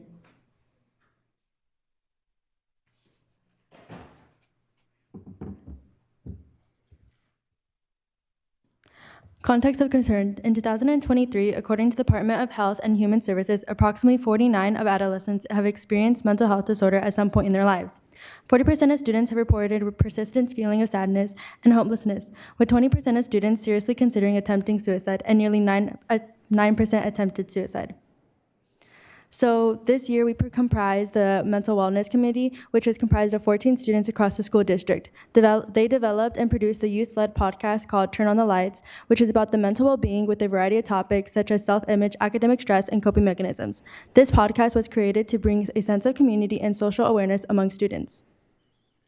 Some recommendations we have is providing continued funding and for youth support services, as well as youth-led advocacy such as the Mental Wellness Council, and continue to have students, school staff such as college and career counselors despite the cuts for the CARE funding. We also want to hire more school counselors and mental health professions to support students throughout their academic journey and advertise the resources available to youth related to the mental health concerns and topics, such as free counselors and online websites. Thank you. Moving on to undocumented student support. So earlier in January, the Department of Homeland Security rescinded their prior policy that prevented immigration enforcement agencies' actions in schools, which led to a rise in student concerns about ICE raids, and it led to actual ICE raids in our communities in places like Fruit Ridge across Sacramento. And students shared fears about the possibility of agencies like ICE coming onto campuses, and a series of student walkouts and protests opposed the treatment of undocumented immigrants in the early months of 2025. Youth-led advocacy, we collaborated with the Safe Haven work group to co-create the Safe Haven resolution that passed back in March. And we also affirmed as the Student Advisory Council in that resolution that we will continue to work to fight for undocumented students. We also did training with NorCal Resist, so all of us have been trained about how to identify ICE and how to help protect our undocumented peers. Moving on to future recommendations, we would like to see more action from the board and from school sites to continue to support undocumented students via upholding Safe Haven district policies. Part of that includes providing more information to families and students about what their rights are on this matter. And we also think we should continue to train staff in ways to protect undocumented students and make them feel safe in our school sites.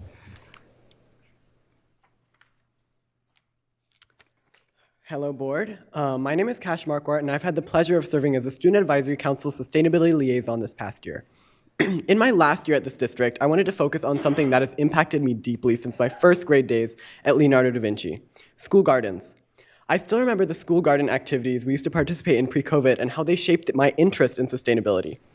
Reflecting upon these moments at the Leonardo da Vinci School Garden made me disappointed when I returned in 2022 to see a garden completely dead and overgrown by weeds.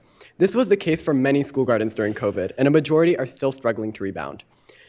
As a context of concern, we have found that modifications to infrastructure, buildings, and grounds can decrease a school's greenhouse emissions, enhance the school's readiness to maintain a safe and healthy environment under variable conditions, as well as enable the school to serve as a refuge for the community during extreme weather events while reducing the long-term costs of operations and maintenance. However, urban schoolyards often lack sufficient green infrastructure, limiting opportunities for outdoor learning, play, and environmental education. Furthermore, despite the benefits of gardens, Sacramento City Unified School Gardens often fall into disrepair since school gardens must be maintained by the school community, including administrators, teachers, students, and volunteers, and are not solely the responsibility of the facilities department. Nonetheless, school gardening is widely reported to improve health and well-being, increasing fruit and vegetable consumption, and improving academic performance among students. Thus, school gardens and green spaces can improve morale and strengthen learning in schools. School gardens are not here just for aesthetic purposes. They're integral elements of green schoolyards, providing students with a hands-on connection with nature. According to the researchers from the University of Tasmania Launceston, school gardening has been found to improve health and well-being, increasing both fruit and vegetable consumption as well as increasing academic performance among students. Thus, school gardens and green spaces can improve morale and strengthen learning in schools. The investigation I and my supervisor took over the past year has been to better understand how we can make school gardens accessible for all sites, as well as the reasons they fall into disrepair. In a survey of 174 students from 6 elementary school sites, only 60% of children were aware their school had a garden. The vast majority of students surveyed also indicated they would like to have a school garden, with less than 13% of elementary schoolers stating they would not like to have one. Overall, we talked to elementary school principals across SUSD to gain a sense of their attitudes towards gardens and came up with multiple recommendations that should be reiterated at the district and site level to ensure full transparency in garden and green school policy. Shown here are a few of the gardens we surveyed. Firstly, at Hubert Bancroft Elementary School, you can see that there are garden beds, but they're not being utilized properly. And this affects the cleanliness and the beauty of the campus. At Leonardo da Vinci Elementary School, this garden completely died after COVID and was overtaken by weeds. In the following photos, you can see West Campus Interact high school volunteers who mobilized volunteers for a workday that filled over 30 bags of trash with dead vegetation. At Sutterville Elementary School, you can see in the photos a couple problems with the grounds. First of all, there's a palm tree in the left. As you can see, the palm fronds on that tree really need to be trimmed, and if a palm frond fell on a child, it's pretty much over. So there needs to be more importance placed on schoolyard maintenance like this. Additionally, in the next two photos, you can see the front of Sutterville Elementary School. In a meeting with the PTA, they informed me that they felt worried about the space because potential parents could drive by and see how ugly it is in the summer with just dead grass and no other plants. And this is because the sprinklers don't work and facilities has not been out to repair the sprinklers yet. So there really needs to be more importance placed on maintaining schoolyards. The Earl Warren Garden situation is a special one. The garden suffered post-COVID decline, and the district pressure to remove the garden due to weed complaints sparked renewed efforts to restore it. Teachers have stepped in who have encouraged community connections, including compost being delivered by Sac State. There's momentum, but also a call for help. And here lies the tension. When a garden thrives, it's often because of a dedicated parent or a specific program. But when these people leave or these programs lapse, the garden fades. It's not sustainable. We need systems, not saviors, structures. The district facilities department has made it clear that once a garden is installed, maintenance is not their responsibility. Garden maintenance responsibilities fall on the site, even during the summer. Admin, teachers, students, and volunteers, the heavy lifting must come from the school community. However, many sites don't know how to support their school gardens. Here are some recommendations that I have for district sites to maintain their gardens. First, we need to build a district-wide model for sustainable school gardens rooted in equity, consistency, and long-term support. My recommendations for SUSD are to first create a garden network hub, an online portal where schools can share best practices, access garden grants, connect with local nurseries, and request volunteers. It should house facility guidelines, curriculum resources, maintenance templates, and summer watering plans. Second, we need to integrate gardening into curriculum, especially for grades 1 through 4, as part of fulfilling AB 285, California's climate education mandate. Gardening can't be extracurricular. It must be embedded into science, sustainability, and wellness standards. Schools like Luther Burbank have horticulture programs. These high schoolers can help implement these programs at elementary schoolers. Third, formalize summer maintenance partnerships, partnering with expanded learning, city year, and even summer school programs to ensure gardens aren't abandoned during the hottest months. And fourth, to develop a comprehensive garden policy and guide that outlines the district's expectations, approval pathways, design standards, maintenance responsibilities, and partnership opportunities. This would include input from facilities and curriculum. Furthermore, from a green schoolyard lens, schools implement xeriscaping techniques to establish sustainable green schoolyards. Xeriscaping is a landscaping technique that implements native and drought-resistant plants and can help reduce water use in gardens by up to 75%. The district can actively seek alternatives to grass-based lawns, like we saw at Sutterville Elementary School, that can easily get dilapidated, as well as concrete surfaces to establish instead drought-resistant and native plant-based green spaces. While I may be checking out, our gardens must not be abandoned. An abandoned garden is harder to bring back to life than it is to keep a garden running sustainably. This year, I leave SUSD with hope that the district will take action to heal our issue of ailing gardens. I've seen how educators, families, and students can come together with intention and save our gardens. Let's ensure that the seeds of garden resilience planted today are nurtured for the years to come. Thank you.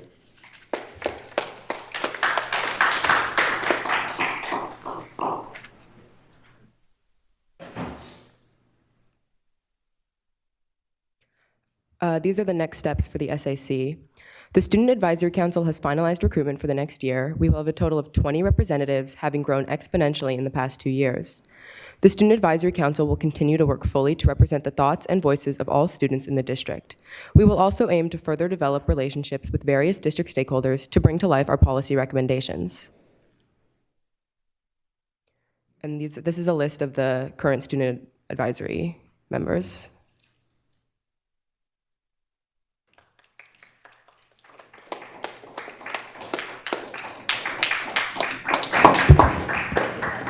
All right, thank you. Do you have any public comment? We do. We have two speakers, President Singh. We have Gracie Miller Segura and Miranda Grimberg.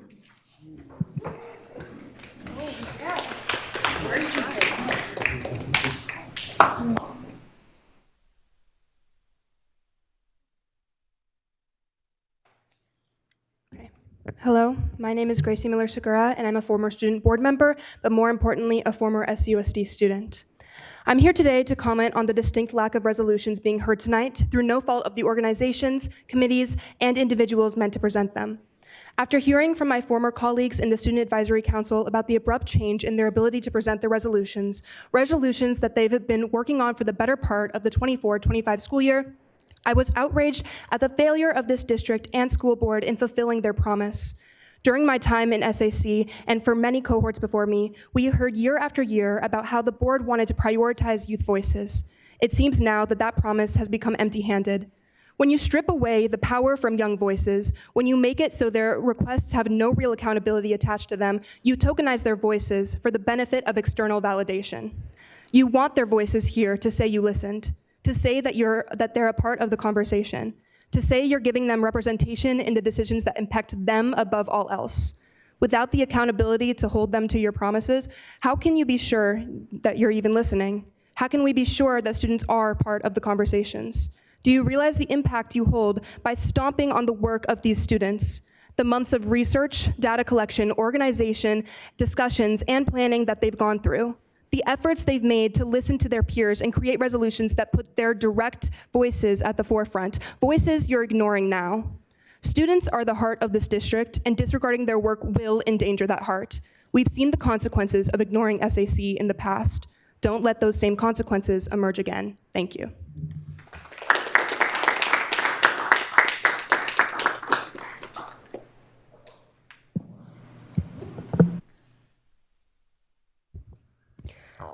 Hello and good evening, Superintendent Allen, President Singh, and members of the board. My name is Miranda Grimberg, and I represent C.K. McClatchy on the Student Advisory Council. The SAC typically presents a resolution at the end of the year. We had developed 2 resolutions with data, policy, and recommendations. But 4 weeks ago, we were informed that this administration would no longer accept resolutions, and we would have to consolidate a year's worth of work, initially set to be 3 separate presentations, into a single 15-minute presentation. The video you saw containing student testimony was cut from 4 minutes to 30 seconds. We would think that a district that claims to put students first would want to see more. We attempted to reach out to discuss how the SAC could move forward without resolutions, but we received very little communication. The board president and self-appointed liaison to the SAC, with no prior warning, failed to attend a scheduled meeting. Overall, no real effort was made to communicate with us despite our attempts. We understand that board members have day jobs. We understand that there are other things going on in the world, but you are elected officials. You wanted this position. You are not appointees, you are not volunteers, you are elected officials. You signed on to the commitment when you campaigned for your position. It is your obligation to manage your time and complete the responsibilities you were elected to undertake. For the past 4 weeks, the information we received is that we would not be allowed to present a resolution. This information was reiterated in person to our student board member. It was not until 3 hours ago, via Zoom, that we were informed this information was incorrect. In fact, we would be allowed to present a resolution, only it would be on a timeline incompatible with our calendar. While we do support this district taking action to move away from performative resolutions, this decision was made abruptly without preparing a viable and equally effective alternative. This decision and the subsequent failure to communicate with us shows the appalling lack of consideration given to the students of this district. It is now apparent to us that the patience and acceptance the SAC has acted with in the past is not sufficient to ensure that our voices are actually heard. To begin with, the fact that the transformed process for delivering resolutions is incompatible with our timeline makes it clear to us that this decision was not made with us in mind. If it had been, then it would have been known this would not work. Secondly, the misinformation we received was not corrected until 4 p.m. today, only 3 hours ago. This again shows us that this administration is not cognizant of its students. It should have been immediately known that such a vital piece of information was improperly conveyed. But because of this administration's poor communication, it was not until a last-minute meeting that this was rectified. Furthermore, we would like it to be known that this emergency meeting was not scheduled out of the goodness of this district's heart. Rather, it was scheduled because this board was informed that we would be delivering a critical public comment. We find it unfortunate that this district is only willing to communicate with its students when it is to avoid criticism. This district makes no effort to involve the SAC beyond asking for our stamp of youth approval when they desire it. I would say that I need not remind you that Sacramento City Unified School District would not exist without its students, and its very purpose is to serve those students. But it seems now that this reminder is needed. A school district would not exist without its students, and its very purpose is to serve those students. A school district is not a business. It does not operate for profit. Yet when its students are given no consideration, no power, no voice, then you have to ask yourself who its functions are truly for. This is not an accusation. It is a question that this administration must ask itself. We should not have to beg for a seat at the table. We should not have to make a public comment for you to finally take action. The students in this district need to be considered, and this board needs to recognize that it has failed to do that.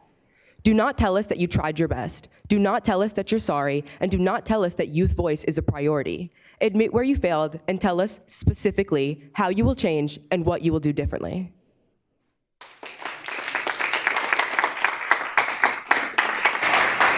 No more public comment. Questions, comments?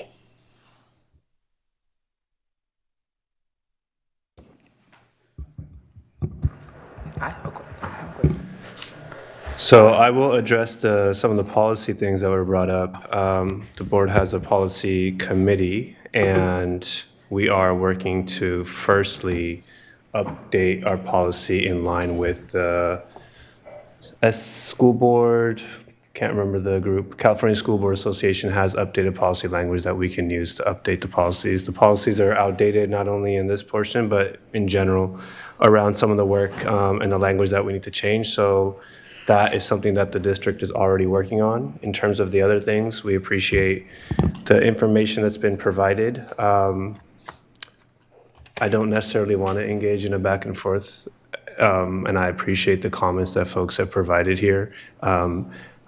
The time that I took out to speak with you all was because I did have to go to court, and I wanted to make sure that you had your voices heard prior to this meeting today.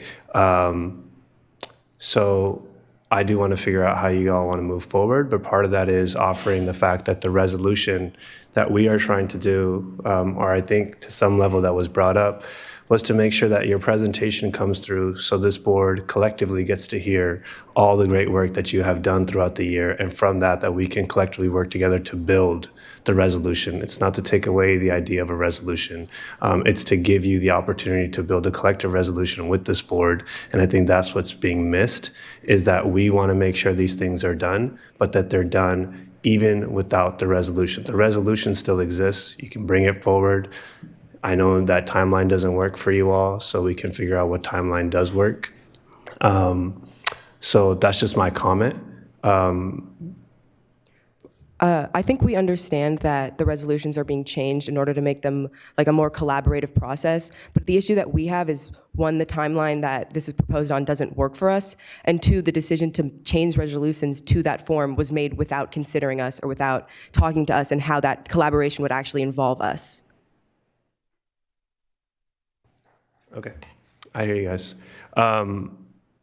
Again, the resolution process is different, and it still doesn't take away the idea that you have a resolution that you all worked on. So at some point, this board absolutely would love to see that resolution and would love to work with you all to implement some of the great ideas that you have presented. So I'll pause there and see if anyone else has something to say. So Member Rhodes, go ahead. Okay, thank you. So my questions or asks of you guys are a little different. First, thank you. Thank you for your words, your passionate words. I think that as adults in spaces, there's always great to have a sobering reminder of those who we work for. And that means constituents, but also students. And that's very important. So once again, thank you. I really appreciated that. But I want to know something that I've been trying to do for a second, and I would like you guys' assistance and help with, I guess.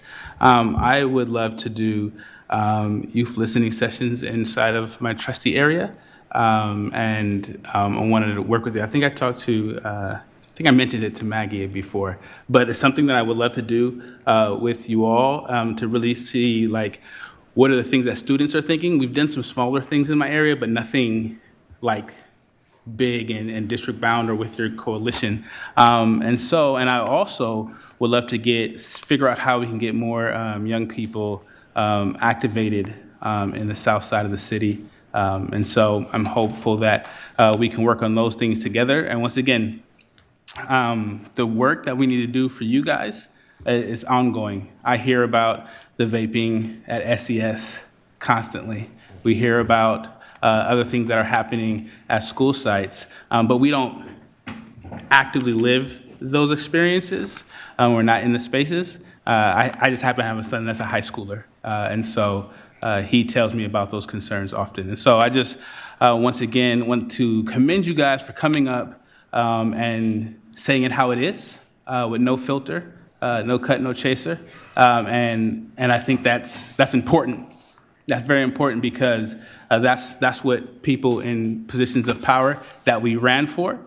Sometimes the sobering conversations are important to recenter what we are wanting to do and why we're actually here, because we're all here for good reasons.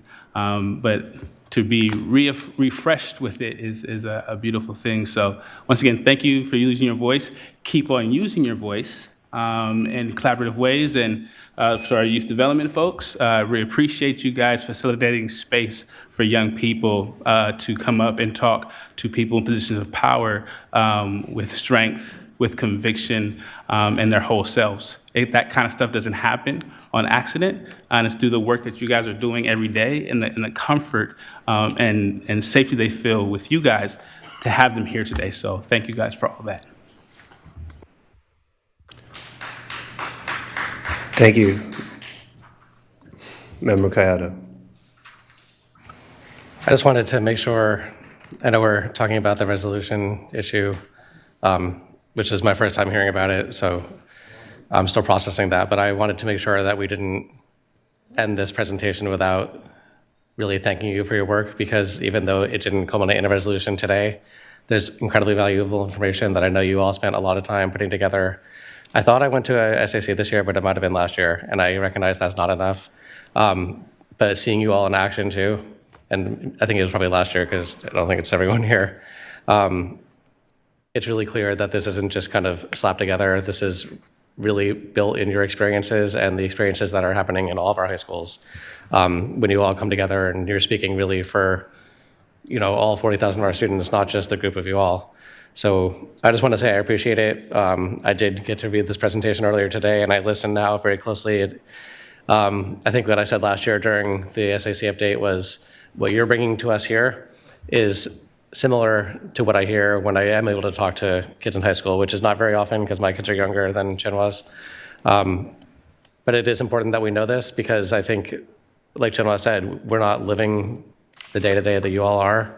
And this does mean something, the fact that you brought this, because this is stuff that unless unless a parent's telling me that their kid's complaining, I'm probably not going to hear it unless you all bring it. So I just really want to say I appreciate that. And then I did have one question, if anyone's able to answer. So I think, in full transparency, part of why I haven't prioritized as much going to the SAC as I originally intended to is because it kind of feels like your space, and I wanted to respect that. I don't want to, I guess when I was there, I kind of felt like, okay, my presence here maybe is changing the conversation. And it's important, I think we discussed it on a previous matter, that we show that we value the work. But I also want to make sure that it's your voice, that I don't want to be part of you forming your voice, but I also want to know, how can we collaborate to bring forth a meaningful resolution? I think throughout the year, we've tried to extend open invitations for the board members to attend our meeting, but I think only one actually took us up on that offer. Thank you, Board Member Ybarra. And so I think moving forward, because I'm going to be graduating this year, so this will be for the next year's cohort, I think regularly attending meetings, like one board member attends a meeting a month or even more often, like quick communication with through email or when we actually need like a policy suggestion or a policy review and things like that, and just like like if you can, we need to be continually updated on the changes. Like for example, this resolution thing, we weren't actually properly informed, and nobody knew that we weren't properly informed until the last minute. So like things like that have to stop, and we have to be like at the forefront of the communication. We have to know what's going on, and like the board has to take the responsibility to actually make sure that they're receiving communications from us and giving communication back to us. Okay, thank you. That's really helpful. Member Navarro. So I really appreciate the presentation. I really enjoyed it a lot. I have a question with regards to the recommendations on the Garden Network Hub. Is that like a web page? Is that what you're thinking? So the Sustainability Department has started gathering information on gardens across the district, and my recommendation would be to expand that. I think the Garden Network Hub would just be really helpful for teachers and educators who are interested in helping their school garden but just don't really know where to start. There's so many ways out there for teachers to get funding, or to get supplies, like Sac State Compost provides compost, City Year can provide volunteers, as well as even high school community service clubs like I showed can also provide volunteers. So it would ideally be a section on the webpage just with information. It could lead to outside links like Google Sheets with the status of every garden in the district. But as you could see from the presentation, I visited, I believe, 6 or 7 gardens within the district, and you really get a different picture each time, and you really get a sense of how the garden is administrating these gardens. So I think something that can bridge that gap would be very helpful. Thank you. Yeah, and I'm gonna push back a little bit. I need to defend my president a little bit here. So we are elected officials, but we are technically volunteers. We have full-time jobs. It's not to say that we haven't agreed to do something, but it is technically a volunteer position. So. I think we know it's like technically well, actually, is it a volunteer position, or are you not compensated for it? That is a bad Thank you.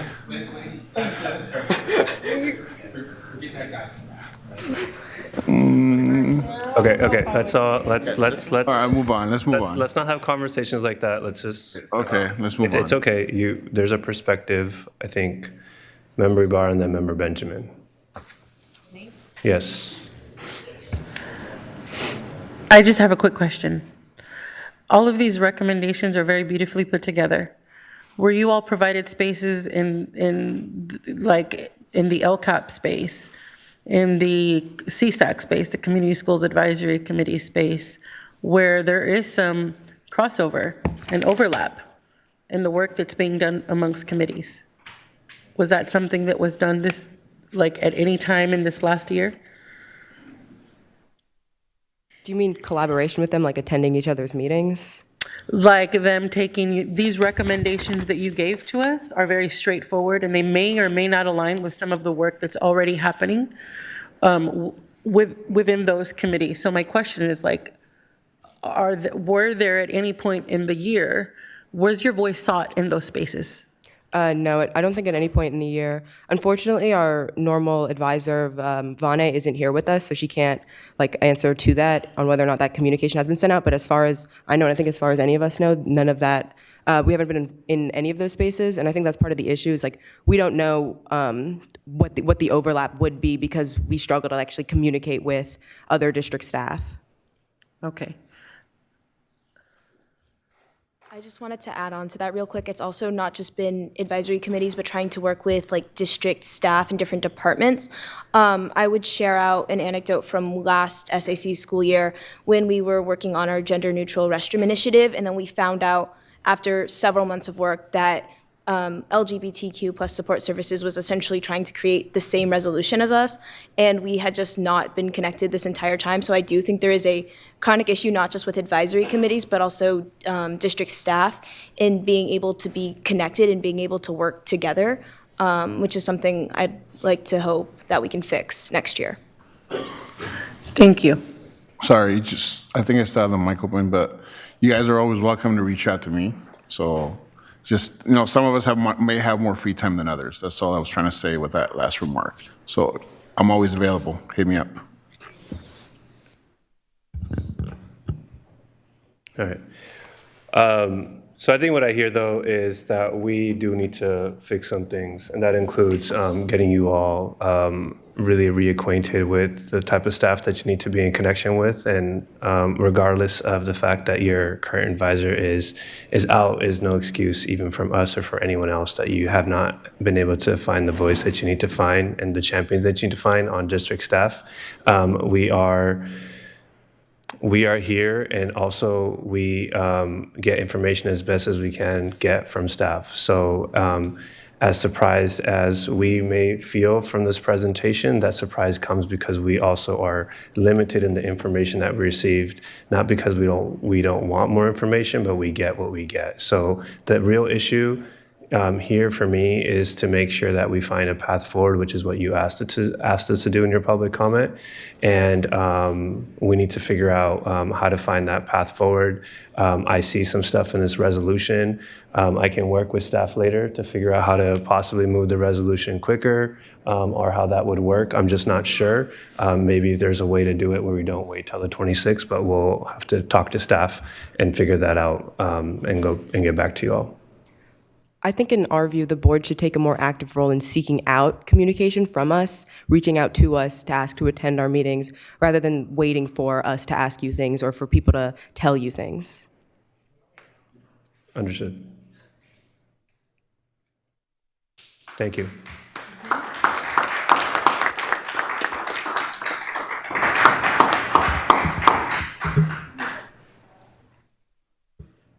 So we do not have item 10.3 tonight, so we're moving on to item 10.4, which is the enrollment process.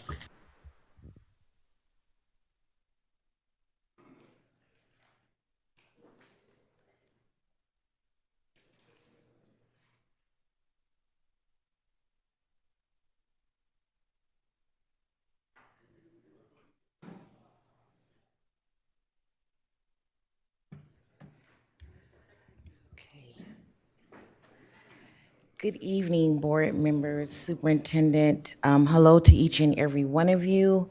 My name is Giovanna Washington Woodfee. I am the director of the Enrollment Center, as well as the Matriculation Orientation Center, known as the MOC Center. And I will be here to go over our enrollment processes for the district. And I am going to get straight to the presentation. So this slide here shows that the enrollment is a year-round process. And it's based on enrollment projections, budget, staff allocations, monitoring, and leveling. And what you see here is a high-level overview of what takes place. And then we have our school of choice periods that are noted here, which are high school specialty, our open enrollment, K through 8, TK, and permits. The work that the principals and the IAS team does in December and January sets up for our K through 8 open enrollment process. In working with their IAS, the principals review their projected enrollments and current students to establish by grade level their open enrollment seats available beyond what they have for their neighborhood students. So for tonight's presentation, I am going to be going over the K through 8 open enrollment process for the example of our application. Just a side note, our open enrollment process kind of mirrors all of our school of choice processes, which are the high school specialty, our permit, as well as our TK. Okay, there are different reasons why a parent may apply for our school of choice, and they're listed here. They can choose 2 school choices, and they can choose any priority dynamics that fits their family dynamics, or priorities that fits their family dynamics. Okay, to help with making those choices, we have support systems and we have support assistants. They're listed here as well. However, I will go through 3 of them for the sake of time. That is our regional sites events that happens in the evening. This is our 2nd year doing this. And this is where the enrollment center and the mock staff go out to different school sites within the district in the evening time and individually work with parents in terms of filling out applications, if they have questions, if they need assistance. My team is there to assist. They are there in different languages as well, so we support all of our families. Also, we have printers that are there, we have laptops that are there, and we have scanners that are there. So if they need to fill out an application and have to do anything that requires a printer, scanner, we're there to assist as well. We also not only do for school of choice applications, but if it's general registration, we are there to assist as well. Our application assistance is here at the Enrollment Center, which is another assistant that we provide to our parents. And what that would look like is if it's language, again, we have 6 different languages that we assist families with. We have in-person support, which is where a parent may come to a technician and needs one-on-one support, assistance, filling out an application, have questions, don't understand. My technicians are there to assist with that, as well as equipment use. So we have kiosks there, multiple kiosks, we have multiple printers, we have multiple scanners. Okay, our next slide is our SchoolMint application. And what this slide is just gonna show you what our SchoolMint application looks like. And just so you're aware, our SchoolMint application is parent-friendly. And I am going to briefly go through the left side of the application that has our 7 steps in which the parent will need to fill out. So quickly, step 1 would be a student information. And if the student is currently already enrolled within Sac City, the parent is just verifying that what they see in that application is current, is accurate. Because we have a nightly syncing of SchoolMint and Infinite Campus, SchoolMint would already have this information already populated in the application. However, if a student is new, then of course the parent would have to create or input that information into the SchoolMint application. Step 2 is our parent legal guardian. Again, if the student is already active and current in the system, that information is already populated on the parent or legal guardian. They're just verifying that. However, if the student is new, of course, the parent would need to fill that information out or input that data. Step 3 is program choice. This is where the parents can choose 2 choices of schools. Step 4 is rank choices. This is where they can rank their schools, first or second.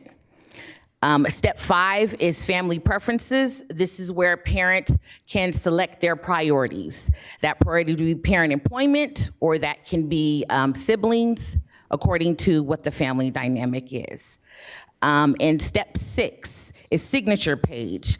This is important because this is where a parent acknowledges 3 things, which is our board policy 5116.1, which briefly states that open enrollment is an opportunity for students residing within the district residing within the district boundaries to apply for a school site that has available seats. The second acknowledgement is when you accept the offer, there is a deadline date, as well as how to accept that offer. And then the third would be regarding our IEPs. If, just a brief statement, if the student does have an IEP and an offer is given to that student, the statement just says, hey, there may be a meeting that needs to be discussed to see if that particular program can assist that student's IEP. And then the last step would be for a parent to review the whole application, make sure it looks according to what they filled out, and then hit submit. When they hit submit, they would get the parent notification.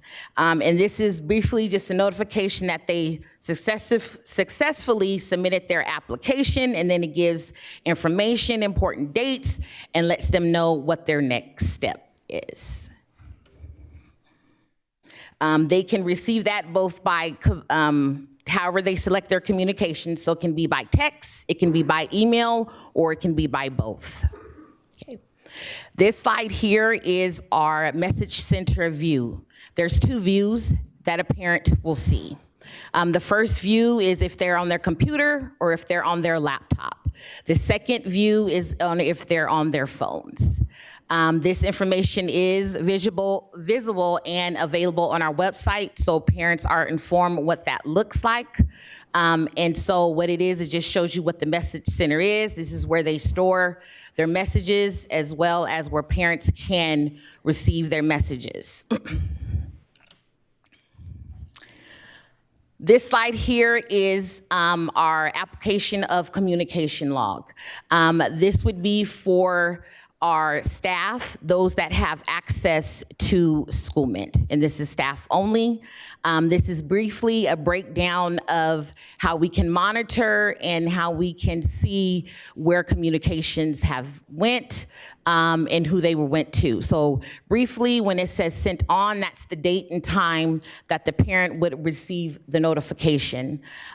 Sent to would be who it was sent to, and then it would show the email.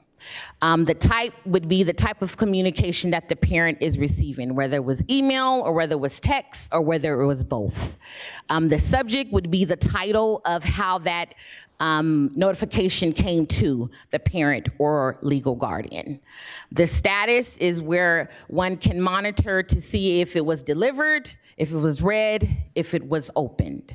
When you hit view, view would let you see the whole entire message that was sent to the parent.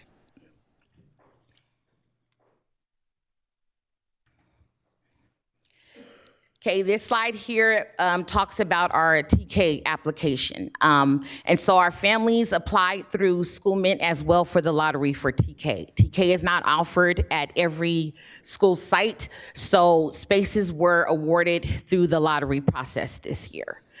For the 24-25 school year, we had 37 TK classes at 36 sites. And to be eligible for TK, you had to turn 4 by June 2nd. Our current class ratio for the 24-25 school year was 24 students, which is 12 students to 1. And if they accepted an underage student with the waiver, then that ratio would have been lower. For the next school year, for 25-26, things are going to change. Of course, our class size reduction will be 20, so that will be 10 kids to 1 adult. We also will have 54 TK classes and 45 of our sites. And then our goal for the 26-27 school year is to hopefully have TK at every one of our school sites. Also, with space capacity, not only is it changing for our TK, but it'll be changing for our 4 through 6 as well, with the per the SCTA contract, which is down from 33 to 30. Okay, this is just a general list of all of our enrollment processes that we handle throughout the whole entire year. And so I won't, for the sake of time, I will not go through all of them, but if you look on the end of the processes, you'll see how many applications we have processed this year so far, and of course, in counting, because the still year is still going, it's still open. Okay, last but not least, this is just a basic information of the enrollment center as well as our mock center and our hours of operation. And so the enrollment center, we have 10 staff members, including me, which makes 11, and then we have 2 vacancies. We just got recently approved for a TK specialist, and then we have 1 vacancy of an admission and family service technician that we're currently working to get filled. And then with our mock team, we have 10 assessors, translators, which is Spanish Hmong, Chinese, Vietnamese. We have Russian, Dari, Farsi, and Pashto. And so, and we also have a mock specialist as well. And then our hours of operation is Monday through Friday, which is 8 to 5. And then our applications are open 24 hours a day, 7 days a week. Thank you so much for your time. Thank you. Brian, public comment? We have one speaker, Terrence Gladney.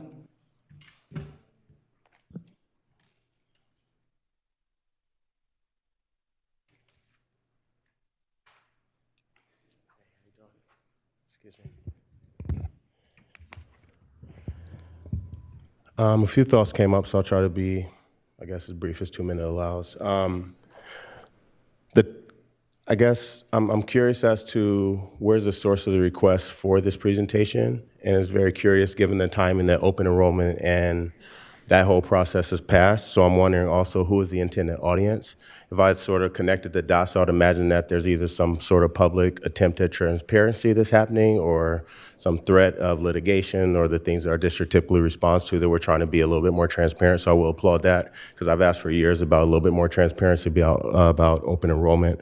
But it does connect in some indirect ways, I guess, with things that have come up like GATE, right? Our first grade students test and then they apply or they get access to GATE. But then we have schools like Phoebe Hearst where they test before they're even in kindergarten to get access to the system, which I would assume to block out spots so that we can control and segregate our populations. I participated in my second equity walk, and the conversation at San Brandon came up about undoing or swimming upstream against these narratives that exist in the district about which middle schools are the best. Right, so as we start to unwrap the layers, we could look at a school like Miwok, which is, the golden goose of the district. And I remember in the facilities master plan, when we requested open enrollment data, they are crutched up where they're supported or subsidized by 65% open enrollment. So these presentations mean a little bit, but they mean a lot more when we start to deliver all the data in terms of who this actually matters to, right? So if we want to open up enrollment across our district, we have to do things like provide transportation, access. We have to look at how many people in this very building across the district actually use open enrollment and don't have kids at the schools that they are principals at, that they teach at. And then we need to see what is the outcomes for students that leverage open enrollment versus those that are sort of restricted to their neighborhood schools. I would also, again, referencing my other point, when we are subsidizing schools that provide access to our beautiful school district for students outside our footprint, when we're talking about open enrollment, who uses open enrollment and what is the ultimate outcome for those students? Do they matriculate all the way through, or are they stopgaps to get access to other private institutions which are trying to replicate in our own district? So if someone uses open enrollment, say for middle school, are they then matriculating through our high schools and giving us that ADA, or are they using it as a free public source of education to get them access to other private institutions? So this is a great start at transparency, but transparency we know is 360 degrees, so let's make sure we look holistically at what the actual case is. Thank you.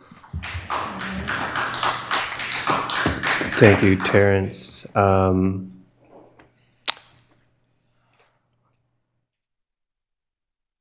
Member Kayada. Well, before Member Kayada goes, I just want to answer that. The request for this information came from me, Terrence. So,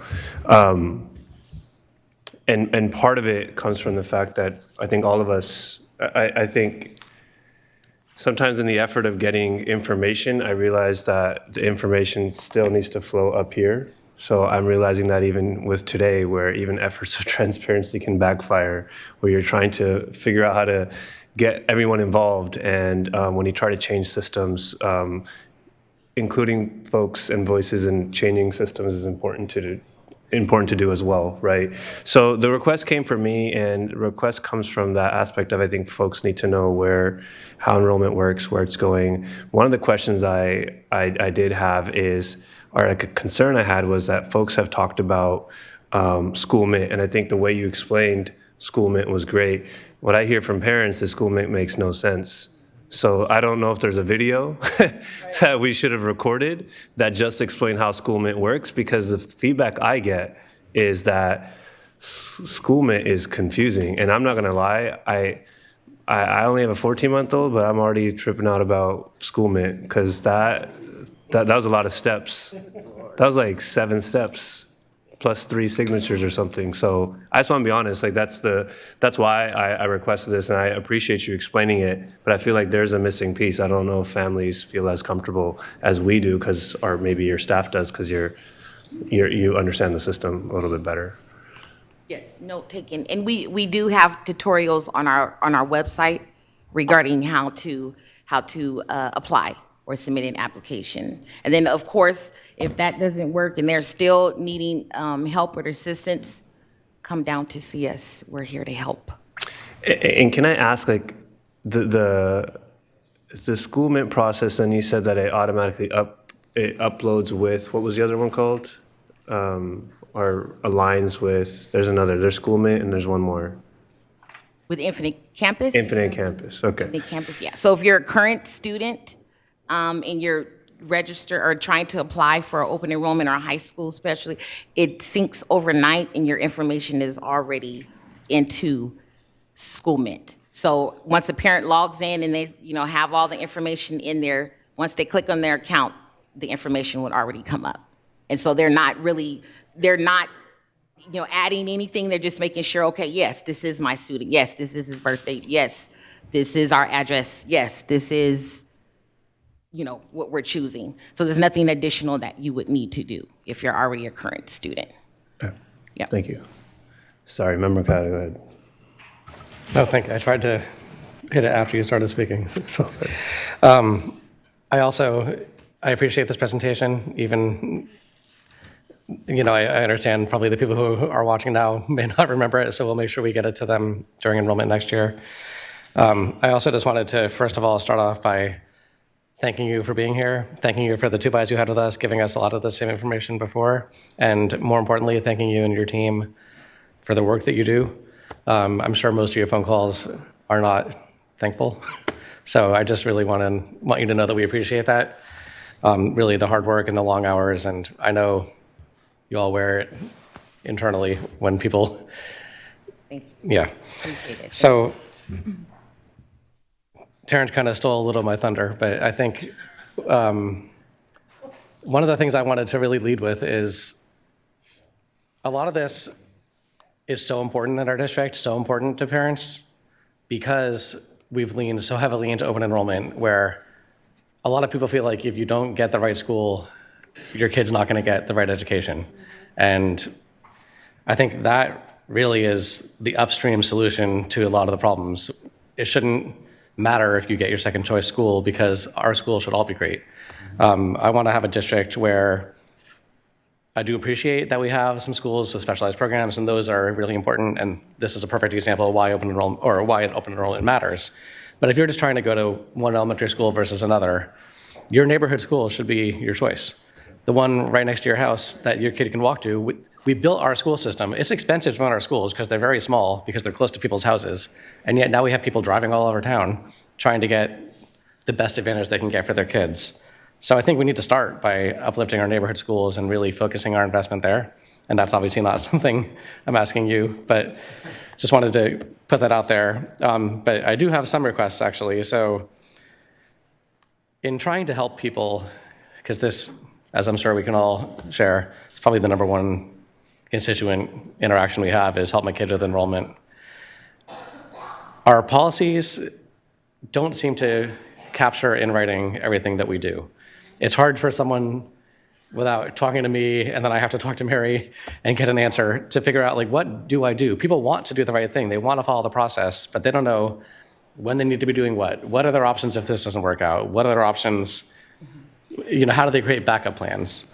So I think I would like to really see if we can work over, before the next open enrollment, on getting our policy updated to capture in the actual policy, which is binding on us as a district, what our actual practice is.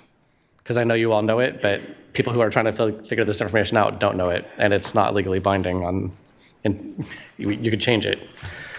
I think also something that would be really helpful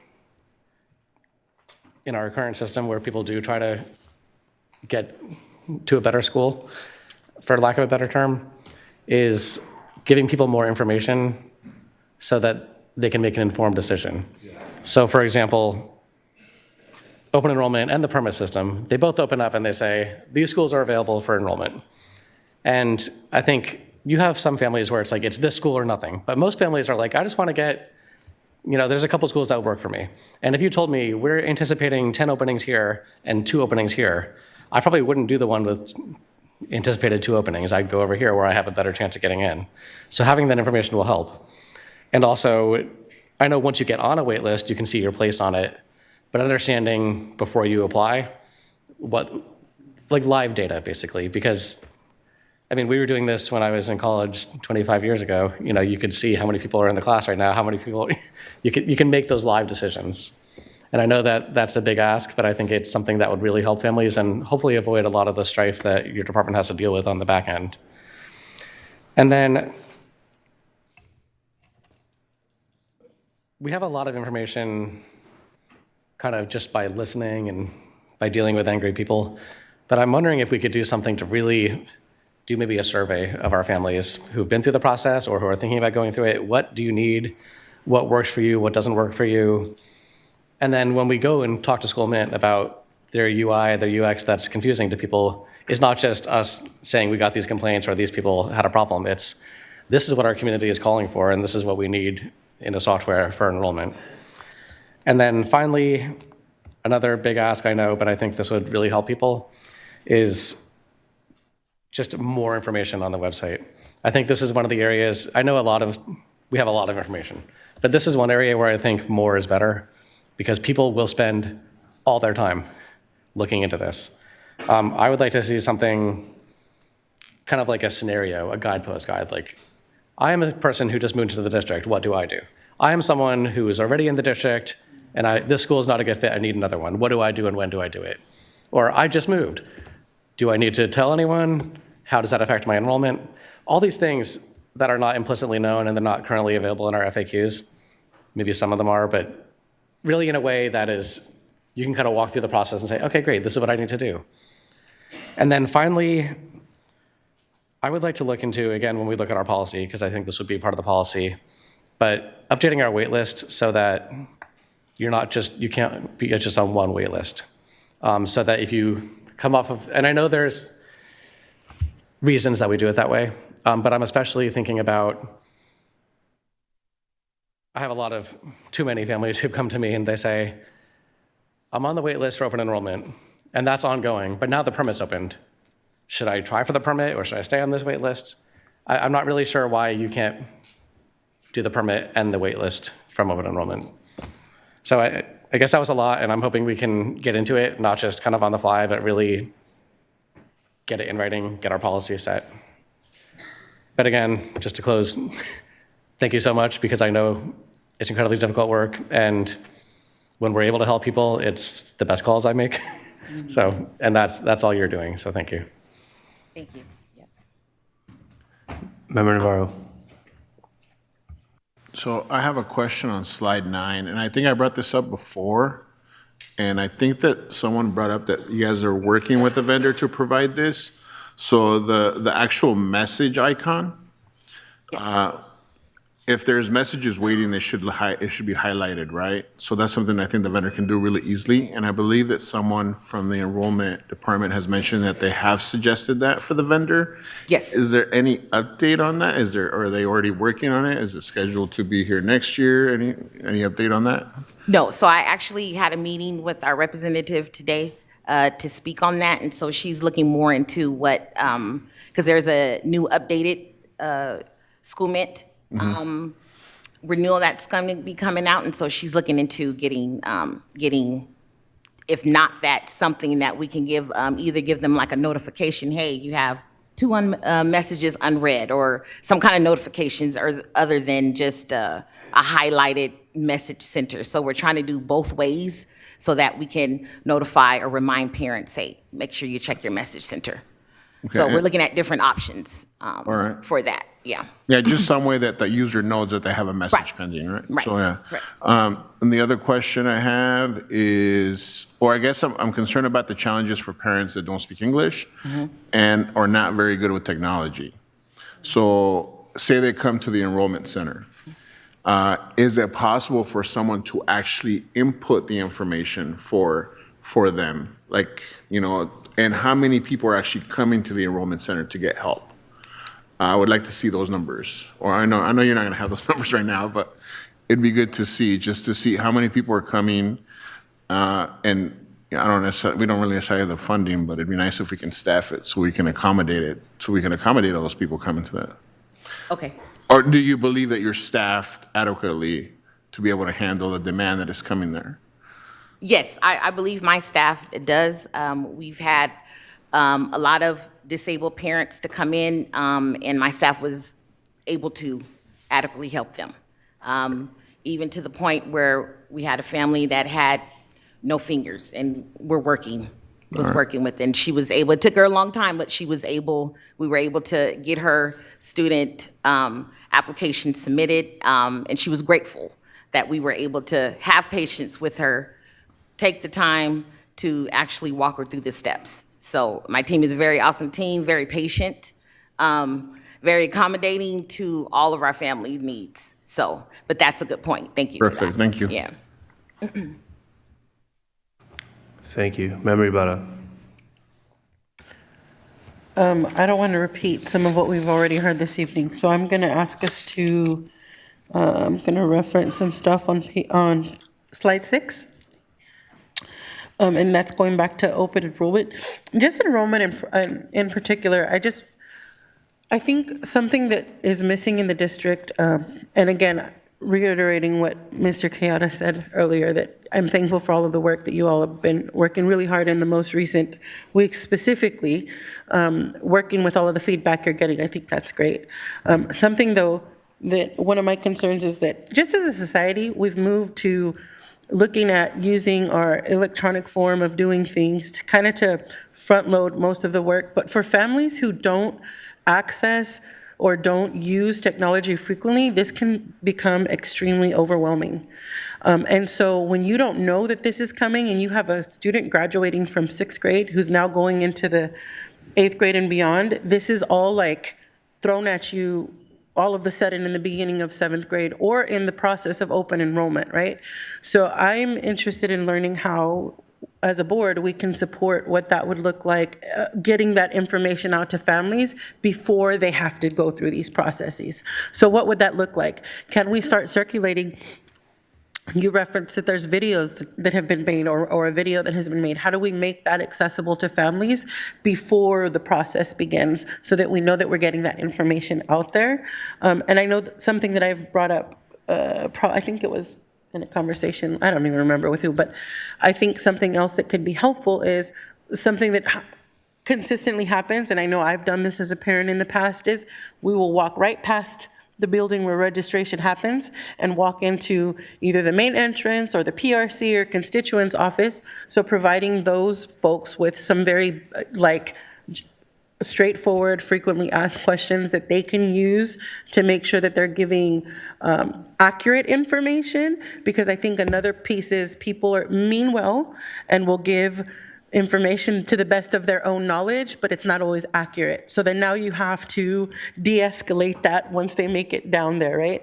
So these are just a couple of things that come to mind. And then I hear you when you're saying that you have a team that can go out to school sites, but I think the coordination of that is something we can really look at to ensure that our populations of students in their neighborhood schools where accessibility to internet and electronics is something that is just in high need in general. How are we making sure that we're going to them and not expecting them to come to us, because that is a challenge and that is a barrier for many of our families. So those are just some of the things that stood out to me while I was looking at the slide on page 6 in open enrollment.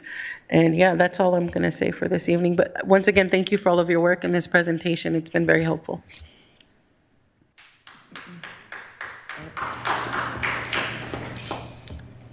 Thank you.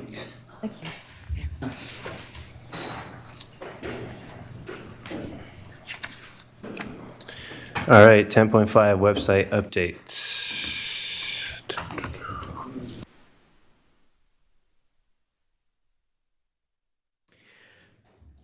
Good evening, board members. My name is Brian Heap. I'm the Chief Communications Officer for the district. President Singh, good to see you. Members of the board, Superintendent Allen. I am joined tonight by our small but mighty communications team. And to my right, Andrea Stares is our webmaster. We have Sean Brainerd, who is our marketing specialist. We have Nicole Kangas, who's our community engagement manager. And we have Al Goldberg, who's our communications manager. And I really wanted them to be here tonight because I wanted all of you to appreciate just how much work has gone into the creation of this new website for the district and how much work that the four of them especially have done behind the scenes. So with that, why did Sac City Unified need a new website? Well, I asked Andrea a while back, I said, how old is our website? And she said, Brian, I've been here for 12 years, and it's looked like this for the entire 12 years. So our website is a little outdated, and it lacks some of the functionality that I think people have come to expect with today's technology. We also surveyed families across the district and some staff as well, and we asked them, what do you like about the website? What do you not like? What do you want to see in a new website? The overwhelming #1 criticism of our current website was that it is too difficult to navigate. People said to us simply, I can't find what I'm looking for. And that's a problem, right? You go to a website to find information, and if people can't find it, then they get upset. Over those 12 years, our website also became quite cluttered with a lot of, it sort of became that room in your house where everything just goes and you just kind of hide it in there. That's what our website became. Additionally, over those 12 years, we've learned that we don't meet the current accessibility standards in many ways. For example, with regard to language translations, also with regard to visual and hearing impairment. And finally, part of our job in communications is to tell the stories, the district's story, and the stories of our schools and our students and our staff. And our website really lacks some of those robust storytelling elements like video and photos and things like that. So that's what we wanted to change. This has been a 2-year process for us. We started about this time in 2023, and we met with a lot of different vendors. We reviewed proposals. We did the surveys I talked about. And we ended up settling on a company called Finalsite, which does about 2,500 websites at school districts across the country, about 300 in California. They've done Oakland Unified, Los Angeles Unified, Fresno Unified, San Juan. So they know what they're doing. And the board back in August of 2024 approved the contract with Finalsite. And so for the past year, this communications team has been working with Finalsite closely on the layout, the navigation. We've held meetings with all of our different departments here at CERNA, as well as all the school sites, so that we could review their content and help them with the best way to migrate into this new website. So with all of that, we are at a position now where we are ready to launch this thing finally in about the next month, right before the start of our new school year is what we're hoping, if not a couple weeks before that. So with that, I'm going to introduce Andrea Stares, and she's going to walk you through some of the exciting features. Bring this down a little bit. Good evening, board. As Brian said, we are really, really excited to launch this new website. It has an enormous amount of features, more than we can even begin to start touching right now. We're going to start with the really big ones that make the most difference. The first is, as Brian said, we have an enhanced photo and video capability. We can do a lot more with our storytelling capabilities on all of our websites, not just the district site, but this is going to be on all of our school websites as well. It's going to have responsive design, which is huge in our district. That means if you look at our website on a mobile device, you're going to be able to look at it and be able to find information in a really easy way and translate it if you need to. It's going to be able to meet all of the guidelines for WACAG 2.2, which is huge, which means that if you're on a screen reader, if you have any sort of need to use a tool to access the website, you're going to be able to do that with no problem at all. We're going to have AI-powered translation, which means that not only are we going to be able to just translate the page, but as things change, as social media is embedded, things like that, the website will be able to be viewed by whoever needs to in whatever language they need to view it in.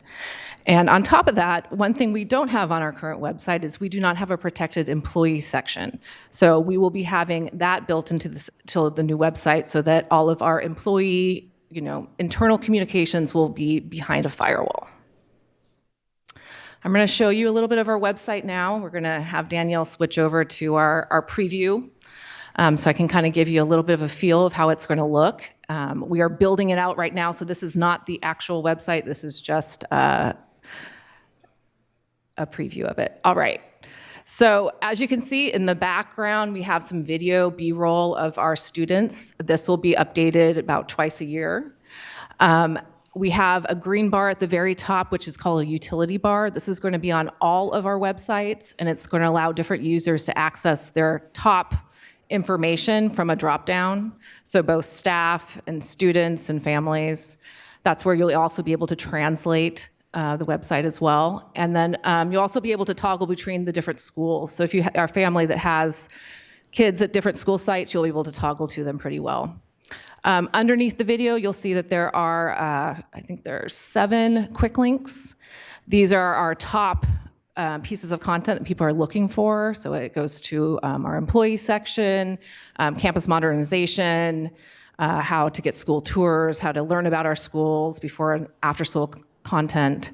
This will be updated as we need to. There's certain times of the year where we have, people want to find graduation, so we'll make sure that that's listed there. And then Danielle, can you scroll down just a little bit? And then as Brian was talking about, we really want to tell stories. So this next section is a way for us to kind of highlight different programs. And as Danielle puts the cursor over it, you can see that there's like little hover bars. So we're going to be really featuring a lot of information about what makes Sac City unique, about our programming, about our curriculum. And this can be updated throughout the year as well. All right, Danielle, we can go back to the presentation.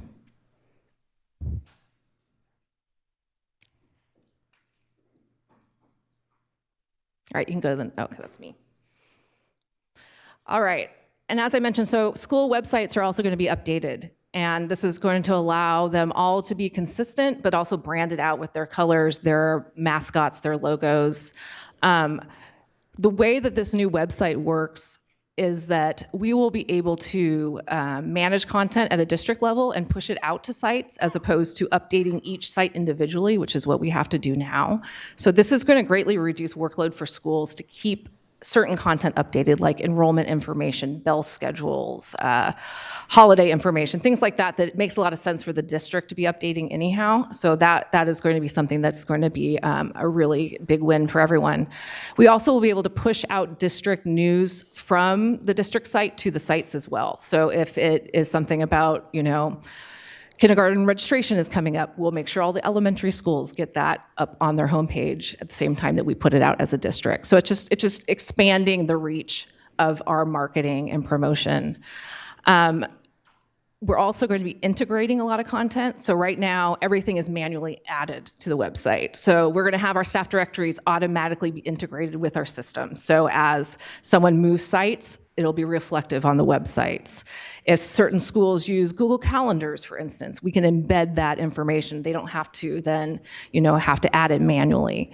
Some of our high school, or most of our high schools and some of our middle schools use something called Home Campus for all their athletics, rosters, and events. All that's going to be integrated next year too. So if you want to go look and find out when varsity basketball game is, you're going to be able to go to the website and actually find it because it's going to be there. And then on top of that, we have some schools, especially elementaries, that may not use the website as much as other sites, but they use social media a lot. And so we're going to integrate Facebook and Instagram, whatever they use, into it. So even if they don't use the website on a normal basis, as long as they update their social media, you'll see it on the website. So it'll keep looking current. And then with the district pushing out new content, they really aren't going to have to do that much every year to make sure that their website is updated. As Brian was mentioning, one of the biggest parts of this that we've been doing this last year has been accessibility improvements. And so we've gone through every piece of content on our website. We've decided whether we still need it. Is it current? Is it something that can be archived offline? And we are making those adjustments before we migrate the content over, so we're not going to have all the stuff on there that we don't need. We worked with legal counsel to ensure that we're meeting all our federal and state guidelines. Everything that should be there is there. And so we have a really good procedure now for keeping current with that sort of stuff as well. And then finally, we have had a whole series of websites over the years that have been created for a variety of reasons. It could have been an initiative, it could have been a program, and some of them were not even on our domain. They might have been built through a whole different system. We even had some schools that were built that way. And so we're now consolidating all of those websites. So we're reducing our websites from 93 to 77, and all of our schools will be under our domain now, and all of our any sort of program website will now be part of our domain. And if it's a district department, for instance, that may have had like a separate feature, it will now be on the district website so that we can make sure that we are enhancing search capabilities for our families to find things. And then also just simplifying how the management is. There's not some old website that's dated that people are finding in a Google search. So right now we are in the process of building and we're migrating. We're going to be training staff over the summer and in the fall. And then we're going to test, and all fingers crossed that we will be ready to go right before school starts. So we will be definitely, once it goes live, you will hear it on every type of media we have. We're very, very excited, and so are our schools. If you have any questions, we'd love to answer them. No. All right. All right, Member Navarro. Hi, so very excited. So for the record, I never had any problems finding content on the main page. But I do appreciate that you guys are going to move to improve the sites, the web pages at the sites. Those definitely needed help, so I'm very happy about that. And also, I want to volunteer to test, so if it's possible, let me know. Thank you. Thank you. Member Cotto. All right, so 2 questions. So I have had trouble navigating the current website. I would say one issue that has bothered me the most on the current website is that our search just like doesn't seem to find things. Yeah. Sometimes I have better luck going to Google and Googling it, and then it gets me there, but our search doesn't get it. And in particular, I try to find information that's been in a board meeting, and even though these are individual PDFs for each agenda item, it somehow can't find them. Yeah. And it's frustrating because a lot of times that's really the only place we've shared a lot of the information is through our board packets. Yeah. That was a really long intro to this question, but has the search improved? Yes. Well, I mean, I would say currently on our current website, we have over 30,000 documents. We are reducing that to less than 10,000. So, I mean, you can imagine just the amount that the search has to go through to find things. We also are going to be training our staff on how to use tags and keywords and metadata to really make things a lot easier. For the board agendas specifically, I think we can probably do a better job. One of the things that we are going to be doing is things like bell schedules and our parent and teacher handbook are not only going to be PDFs, but they're actually going to be on the page so they can be translated. And so that is always going to be our hope, is that content can be moved to the page. And so agendas, Danielle does a great job of actually making the agenda on the page, but there's probably some other stuff we can put in it so that you can find the things you're looking for. So we'll work on that.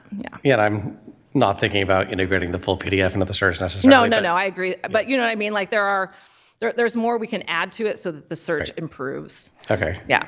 And then the other question is, so a lot of times schools will want their PTAs, PTOs, boosters to be able to get their flyer on the website, but the principal's got no time. Right. And the office manager is already on the phone with 6 different people, and they're like, well, if the office manager can't help you, just put it on your own Instagram.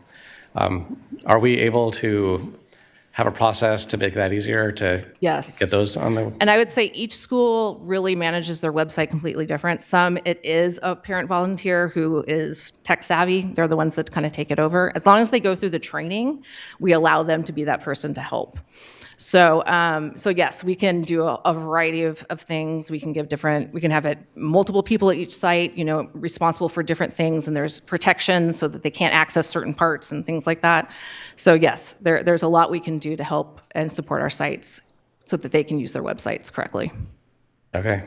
Well, thank you very much. You might not know this, but I think it was my second job, but I used to do web design for about 15 years. Okay.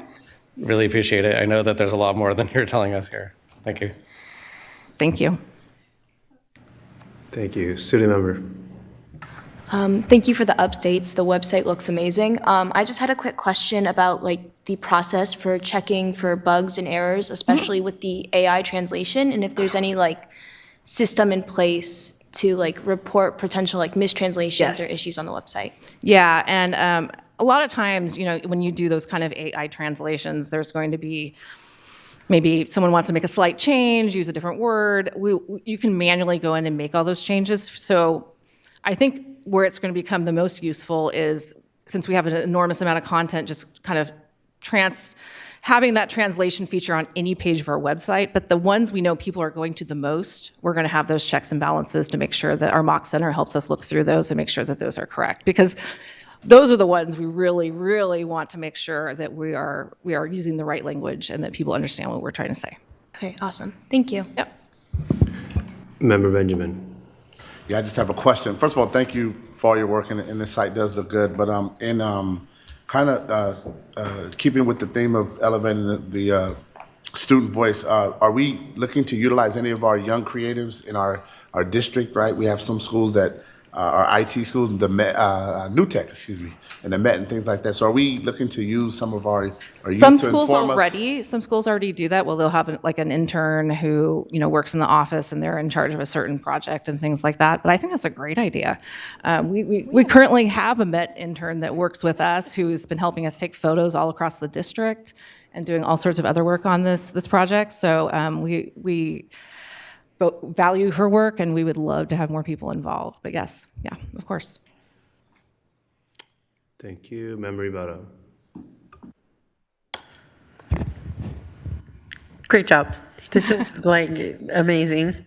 And you have encapsulated a lot of the feedback that I've heard throughout the years as a community organizer and the people coming.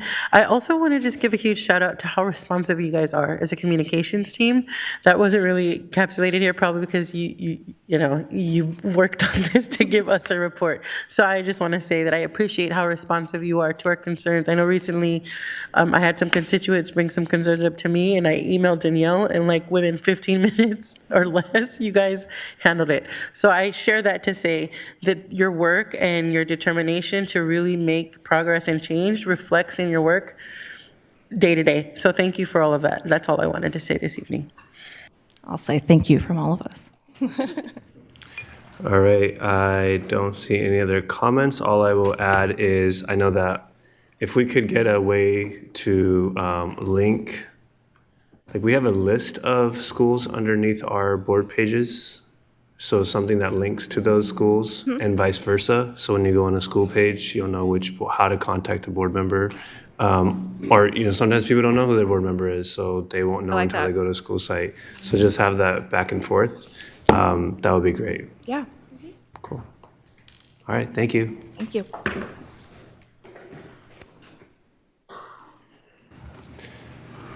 .6, reading difficulties screener adoption. Good evening, everyone. Erin Findley, Assistant Superintendent of Curriculum and Instruction, and I am here this evening to introduce Ashley Alexander, our Director of Professional Learning for Literacy, ELA, and Humanities, who is going to share with you the details around an important new state-mandated assessment, the Reading Difficulties Risk Screener. Good evening, President Singh, Superintendent Allen, and esteemed board members. I am here to present our formal recommendation for adopting Amplified Dibbles as our district's universal reading screener for early identification of reading difficulties, including dyslexia risk as required by Senate Bill 114. Let's clicker. Which one? Yeah. Existing state testing provides a variety of data that supports districts in making programmatic decisions and allocating resources in ways that meet the diverse, ever-changing needs of our students. They also provide data points that support school boards to fulfill the function of holding districts accountable for providing effective educational services to students. These current assessments include the physical fitness test, ELA, math, and science assessments. Additionally, the state of California requires us to assess the English proficiency of all students who speak a language other than English at home. A glaring gap in these statewide assessments has long been a lack of data to support early reading instruction in grades K through 2. Research has shown time and time again that evidence-based identification and intervention can prevent learning deficits by creating reading difficulties. Our current statewide mandate assessments help us identify students with learning deficits starting at 3rd grade. They do not, however, identify students at risk of reading difficulty soon enough to provide the needed instruction and intervention that could have prevented the learning deficit before it happened. In an effort to address this gap, the state of California has passed Senate Bill 114, mandating that all school districts adopt a reading difficulties risk screener for all students in grades K through 2. SB 114 reflects a statewide commitment to addressing reading challenges early, ensuring every student receives equitable support. The bill requires all districts to implement universal screening for reading difficulties in grades K through 2 by 25-26 school year.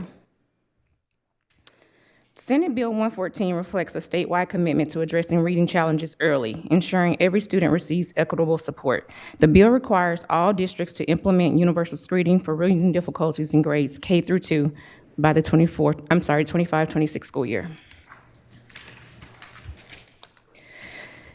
Some of the key components of Senate Bill 114 is that educators should be aware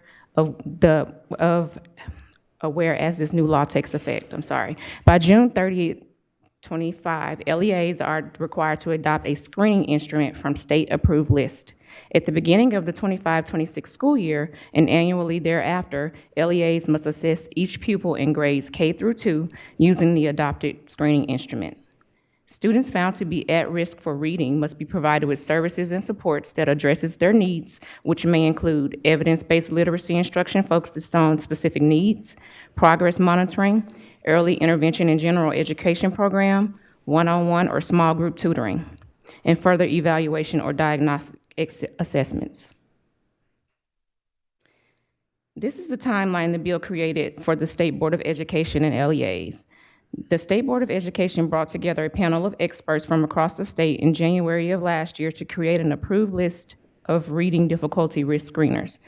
That list was brought to the State Board of Education in May of 24 and released to the public in January of this year. LEAs are required to adopt one of the instruments from the list by June 30th of this year and implement the adopted screener instrument in the 25-26 school year. This timeline meant that districts had a very short window of time to review and adopt a reading difficulties risk screener. A collaborative adoption progress was not required by the law, but is consistent with our values and practices within Sac City. As such, we accelerated our existing instructional materials adoption process to ensure classroom teacher voice drove our decision-making.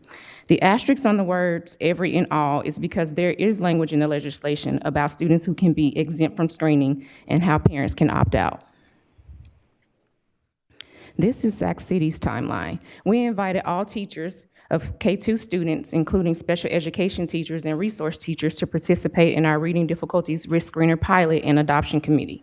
The 25 educators who answered that call and participated in the committee reviewed the purpose and requirements of the screener, engaged in training on the two approved instruments, piloted both screeners, and attempted to come to consensus regarding a recommended tool for a district-wide adoption. We are deeply grateful to the 25 teachers who dedicated their time and expertise over the 4-month pilot. They tested the screeners in real classroom conditions and provided invaluable feedback to inform this recommendation. Despite a thorough review and multiple discussions, the committee's final vote was split evenly between Dibbles and Multitudes. Given the lack of consensus, the C&I department conducted further analysis, focusing on the needs of students and educators and the specific requirements of State Bill 114. Educators were asked to set aside their preference for one instrument or another and consider the needs of our students and families first, which resulted in identifying the need for student progress to be monitored and supported over time as a key priority. Selecting a screener that includes embedded progress monitoring and access to aligned instructional resources is essential to ensuring that students identified as at risk do not fall further behind and receive timely, targeted support that promotes equitable literacy outcomes. This table represents how each of the screening tools addresses the requirements of the legislation. As such, the C&I department determined that Dibbles currently and more comprehensively fulfills the requirements of State Senate Bill 114, particularly in its offerings of progress monitoring tools and extensive resources for educators to interpret results, guide instruction and interventions, and to communicate with families. While Multitudes also meet many of the requirements, if we chose to adopt Multitudes, we will also need to adopt an additional tool for progress monitoring. Given that Multitudes publisher is actively developing features to address the remaining gaps, the C&I department is recommending a 3-year adoption of Dibbles. This will allow for reevaluation of the recommendation in the 3rd year, considering any advancements in Multitudes and our evolving educational needs. In addition to meeting all of the requirements of SB 114, Dibbles also is available in English and Spanish, provides recommendations for targeted instruction, produces a variety of data reports, including family notifications in multiple languages, is nationally normed and validated measure of both current reading ability and effectiveness. This recommendation is grounded in our current context and needs. However, we are committed to ongoing reflection and improvement. In 2 years, we will reevaluate available screeners and remain responsive to the evolving landscape. This means continuing to engage classroom teachers and site leaders on how we can best align to the requirements of this new legislation while addressing our district's specific needs. While this new legal requirement may feel like a burden in some districts, it comes at a great time for Sacramento City Unified School District. We've already begun a comprehensive literacy improvement journey, and this universal K-2 reading difficulties risk screener is one more leverage point for improving reading outcomes for Sacramento City students. This year, we provided resources and training to support teachers in providing explicit and systematic foundational literacy skills instruction. We've also engaged teachers in deep learning and evidence-based literacy practice through our letters cohorts. The district has also invested in the addition of 83 reading intervention teachers beginning in the 25-26 school year. In addition to meeting our legal requirements, this universal screener of K-2 students will help us to ensure that we make our intervention programs more robust. We are identifying at-risk students early, providing supportive instruction and intervention, and responding to the specific and evolving needs of our students. The total program cost for 25-26 is approximately $207,000, with teacher training being $175,000 funded through the Reading Difficulties Risk Screener and C&I funds, and testing materials costing approximately $32,000, covered by existing library textbook services resources. Ongoing fiscal obligations will be related to the purchase of annual testing materials and training our new teachers. Thank you to everyone who contributed to this process, especially our pilot teachers. We respectfully request the board's approval to adopt Amplified Dibbles so that we can begin planning for the effective rollout to meet our 25-26 obligations. Thank you. Thank you. Public comment? We have one speaker, Terrence Gladney.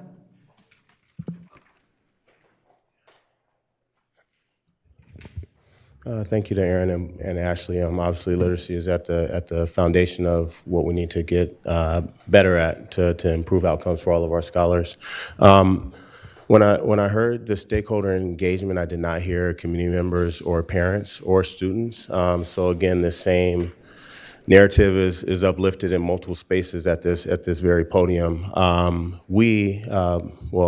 speaking as chair of Black African American Advisory Board in March, we had, again, 2 board members, our staff liaison and Superintendent Allen in the space,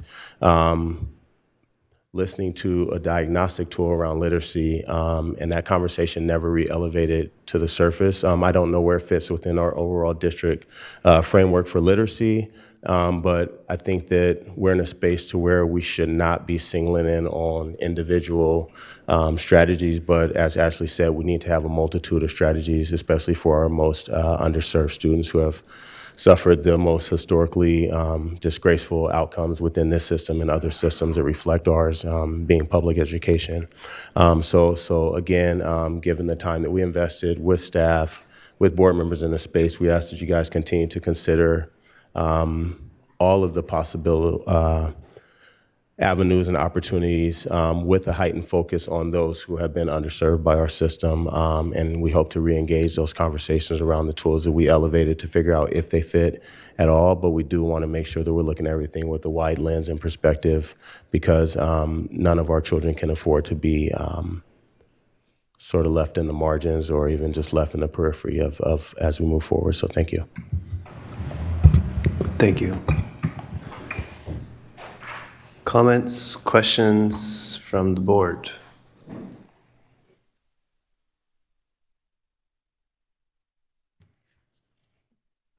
Ma'am Ribara. Thank you for this presentation, first of all. On slide 12, one of the things that stood out to me was that their little bullet, notified families, a screening window and opt-out option. I appreciate that very much. It's important that we remember that as much as we want to be able to get these assessments in because we know the importance of them, it's also very important that families know that they can exercise that right to opt out. But with that said, when you say notify families of screening window and opt-out options, what does that look like? Because that, to me,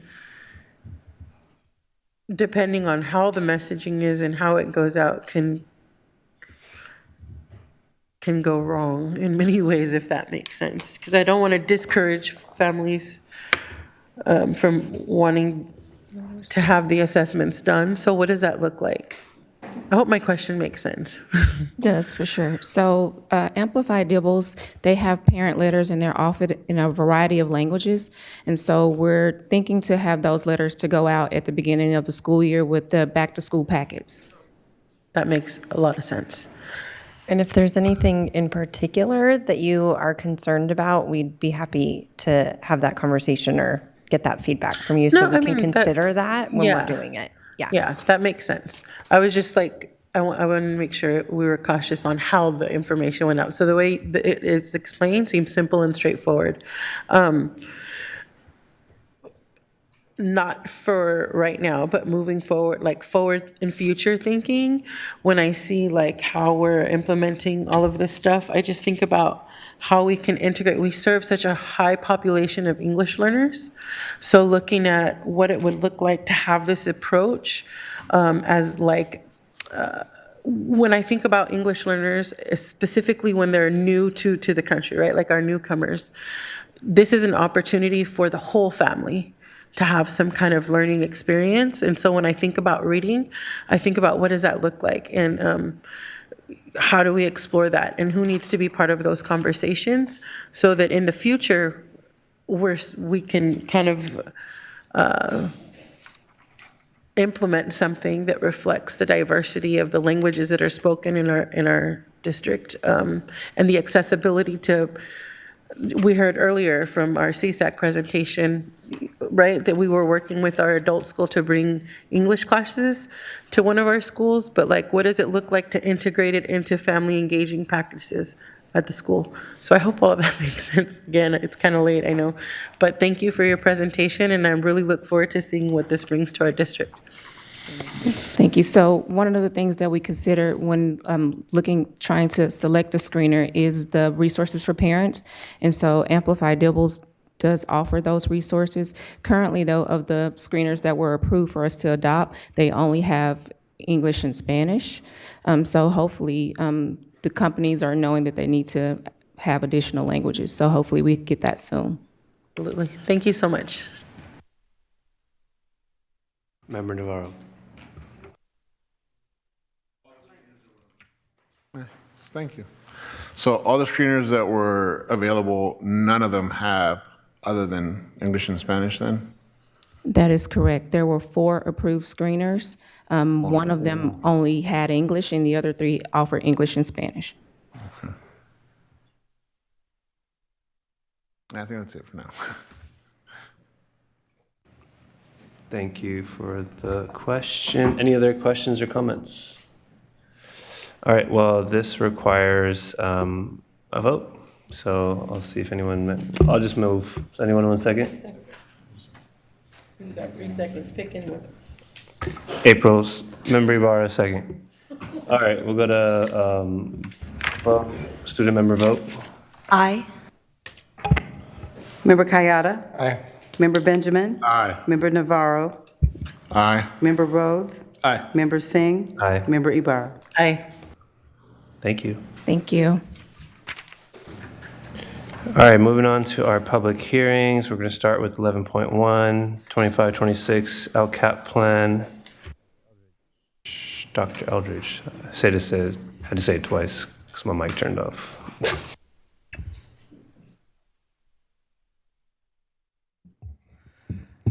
Good evening, Board President Singh, members of the board, and Superintendent Allen.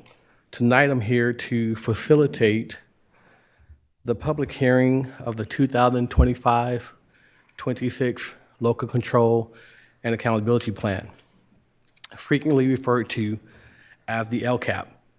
The public hearing for the LCAP is an opportunity for the general public to review the draft LCAP and provide comment prior to the board's approval of the plan, tentatively scheduled for June 26. A full copy of the draft LCAP, inclusive of the budget overview for parents and the related financial information, is available to our entire community by going to the board meeting page for tonight on June 5th and clicking on it, agenda item 11.1. As the executive director, it's been my honor to work with such a dedicated group of parents, community members, and subject matter experts. In this presentation, overviewing our district's LCAP, there are some essential components that include the purpose of the plan, overview of our big 3 goals and our equity multiplier goals, some highlights from our year 1 implementation of the 3-year plan, the use of learning recovery emergency block grant funds, our district's focus on underserved students, the overview of our educational partner and PAC engagement, and our next steps. Please note that our goal is not to read all the text on all the slides, but the overriding intent of the LCAP is for it to be a comprehensive planning tool to support student outcomes in our district as an important component of LCFF, the local control funding formula. To this end, the LCAP is a place where we as a district describe how we plan to meet our annual goals for pupils in Sac City. Each LCAP cycle covers 3 years, and 2024-25 was the first year of the current 3-year cycle. Within each LCAP, the district must be sure that all state priorities are included in the plan. Within our current plan, each of the district's goals identifies the specific priorities each goal addresses. For example, Goal 1 addresses priorities 5, 7, and 8. Goal 2 addresses state priorities 1, 2, 4, and 7. And Goal 3 addresses priorities 1, 3, 5, and 6.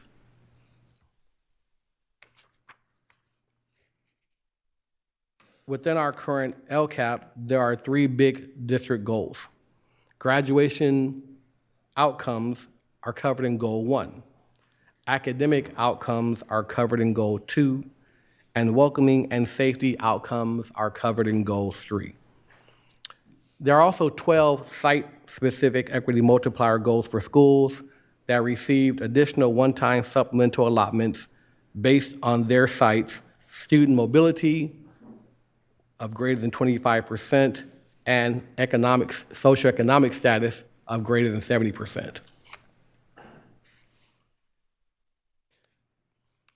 By making the LCAP a 3-year plan, the LCAP is designed to incorporate research from implementation science that indicates education reform typically takes longer than 1 year to fully operationalize.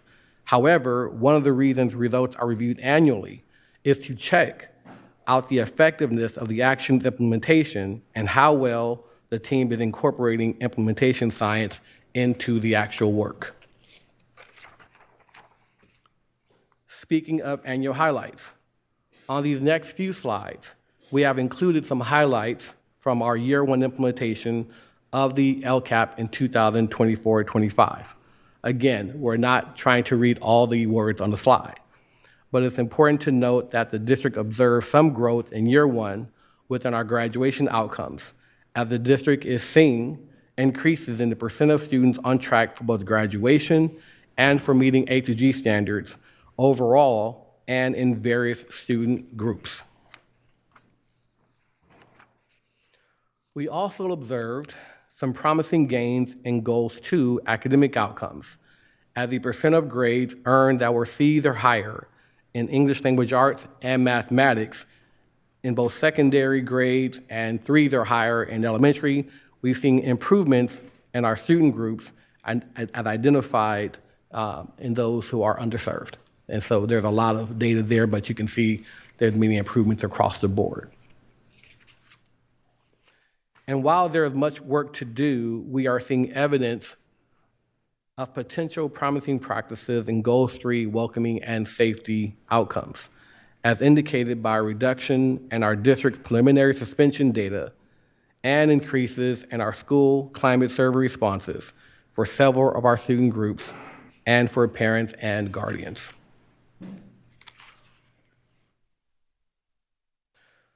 Within this update to the LCAP, there is one significant change to note, and that change is based on the codification of Senate Bill 153, codified in Ed Code 52064, that requires that Sac City and other districts include in their LCAP their plans for expending any remaining Learning Recovery Emergency Block Grant funds.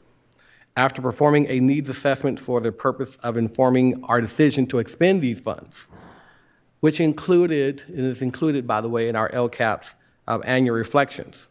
This detailed needs assessment revealed that 90% of our schools that receive a California dashboard have a high need to improve in ELA and math. In other words, we have a great number of student groups who are performing in the red in both ELA and math in 90% of our schools. So with that being said, the use of our LREBG funds is being used to pay for the extending of our school year, by 8 days next year in 2025-26. And you'll see that in action 2.23 in our LCAP. We included this slide here just to make sure that we alert you as well as our community that within our LCAP is a list of all of the schools by red areas for both the 2023 dashboard, which is the basis of our LCAP, as well as the 2024 dashboard, which was the dashboard updated this year.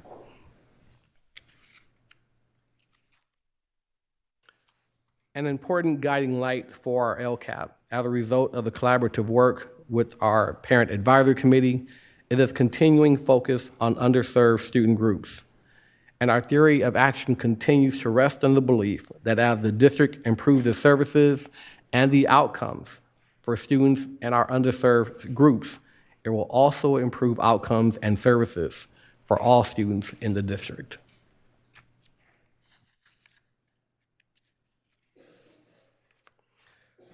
We are especially thankful for the engagement of various educational partners, inclusive of parents, students, staff, and bargaining partners. And we are especially thankful for the engagement of our Parent Advisory Committee, as we met from October through May to monitor our year 1 implementation of the plan and to inform our plan update for the 2025-26 school year. I also want to thank also want to thank various subject matter experts in this effort. That include our curriculum and instruction department, our strategy and continuous improvement, college and career readiness, foster youth, state and federal, family and community empowerment, multilingual education, constituent services, and I think I'm missing some, but there was a lot that went into this monitoring effort, coming and attending our PAC meetings. What you're looking at here is just an overview of many of the things we talked about in our PAC engagement. And then we reviewed the first draft of the LCAP on April 7th, second draft May 5th, and there's going to be additional updates continually made even after tonight. We're going to make small edits based on feedback received, and then we'll be sharing that out prior to the draft, the final. The next step in the update of the LCAP will be for the district to receive and respond to comments from the District English Learner Advisory Committee and the Parent Advisory Committee. And finally, our goal is to bring a final draft of the LCAP to the board for your adoption on June 26th. And with that, thank you for allowing us to share this information during the public hearing. Thank you. Brian, do you have any public comment? We do not. To our board, any comments or questions? Member Ibarra. Thank you for your presentation this evening. I do have a couple of questions. I'll start on, I don't even know what slide this is. The slide highlighting year one.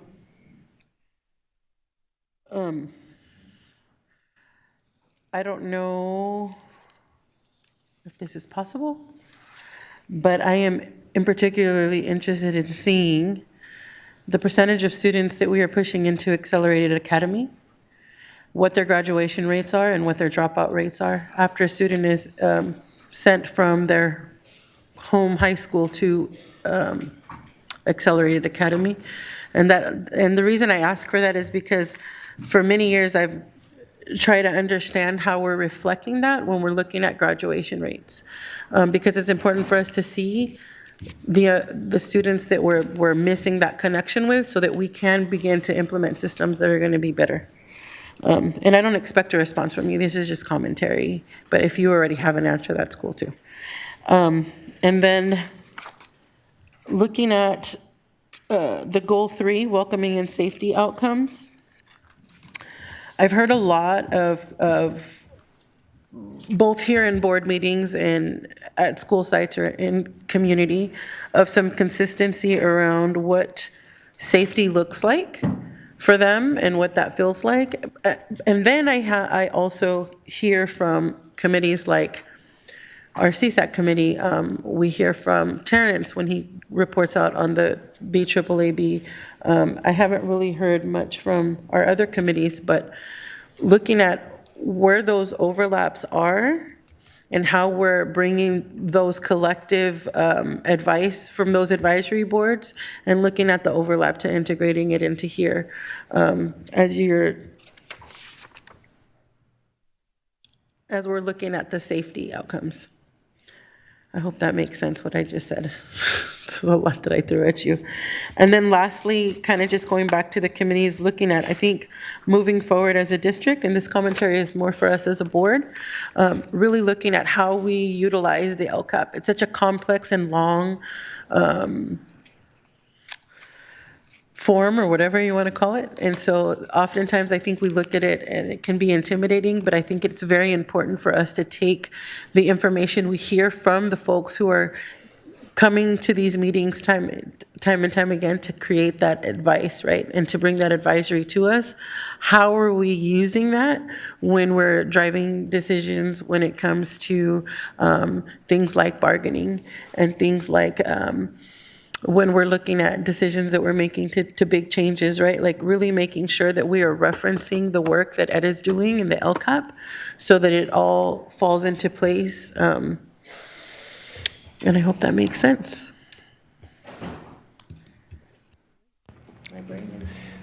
Thank you. Member Benjamin. just have a question too about the goal 3, welcoming safety and outcomes, because I just have a question, like kind of how do you measure that? So can you explain to us what the school climate survey is, and how you administer that? Yes. So each spring, a school climate survey is administered. This school climate survey first began to be administered, I want to say in 2015, 2016.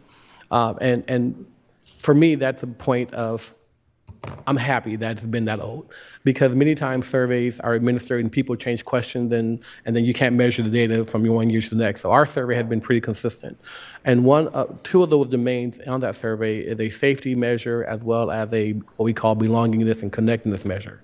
And so we're looking at the percent of questions that our students and our parents and our staff are responding to that are safe. In other words, are positive.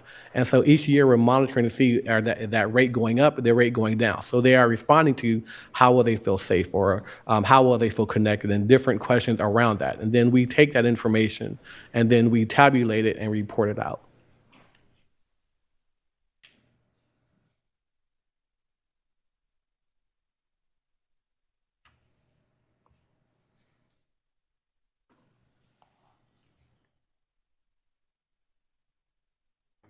You good? Oh. Okay. Just making sure. All right. Sorry. System processing is what's happening. It's all good.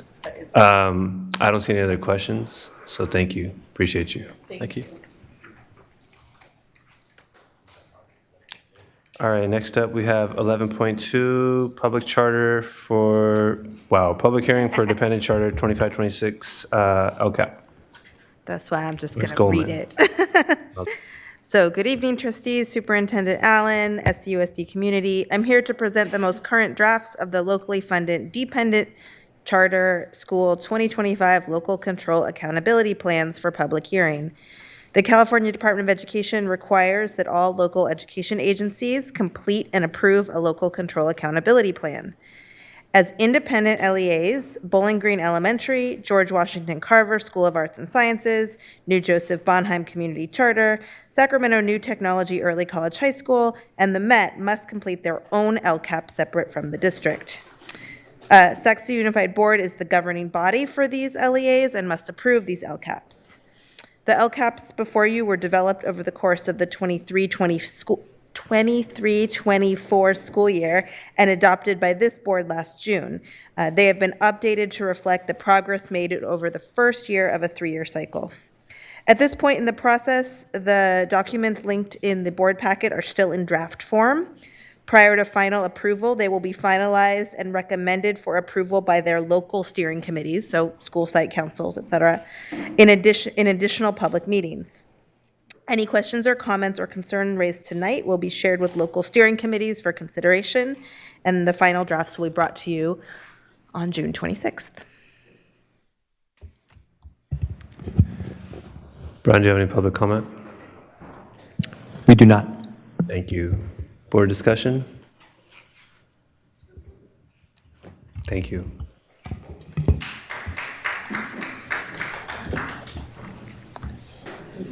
All right, 11.3, public hearing, proposed fiscal year 25-26 budget.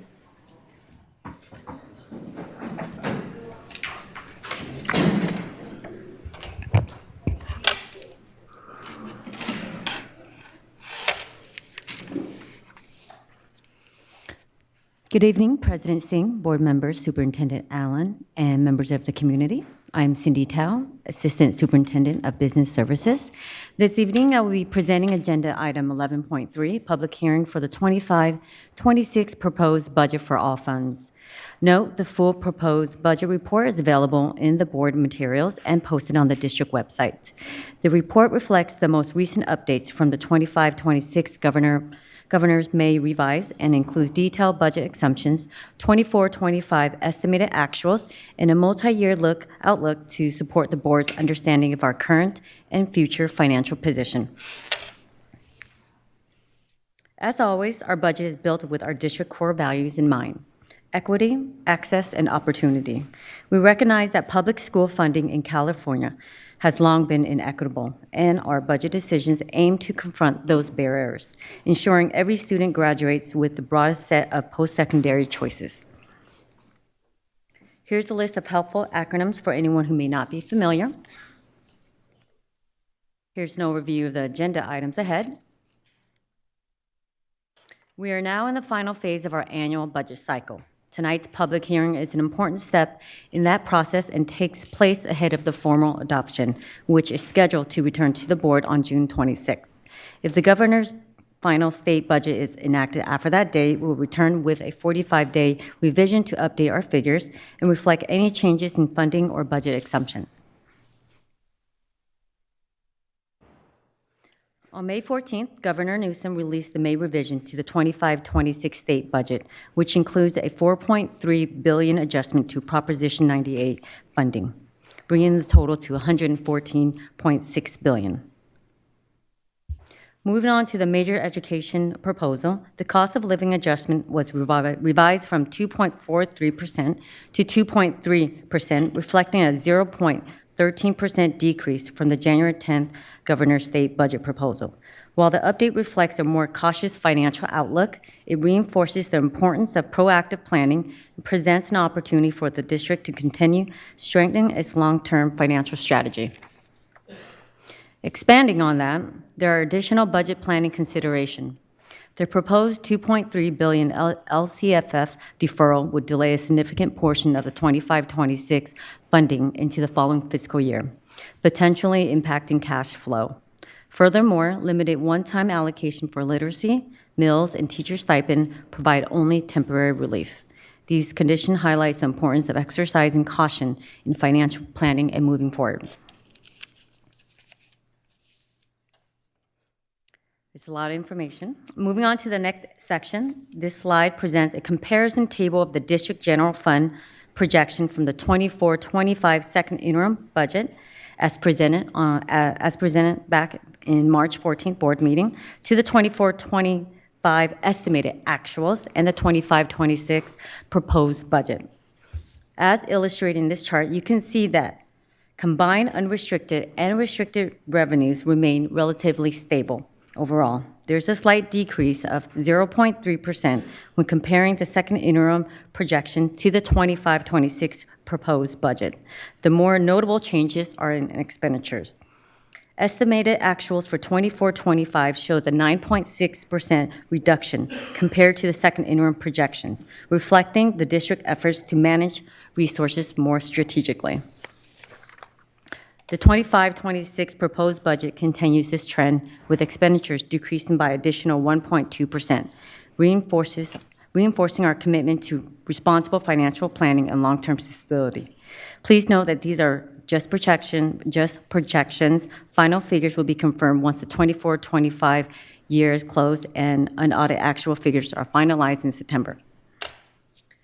Now let's review the high-level data in this chart, which compares the 24-25 estimated actuals for both revenues and expenditures to the 25-26 proposed budget. As you can see, revenues remain stable. The more significant change, as noted on the previous slide, is the expenditures. Moving on, this chart compares the 24-25 estimated actuals, shown on the right, with the 25-26 proposed budget ending fund balance, illustrated to the left. As shown here, unrestricted funds are projected to decrease from $105.6 million to $24.2 million, which is a reduction of $81.4 million. That's approximately 77%. This reflects the planned use of carryover and one-time funds to sustain current programs. While expected, this highlights the need for ongoing fiscal restraint. Restricted funds are also projected to decrease by $13.3 million as we continue to spend down state and federal program resources.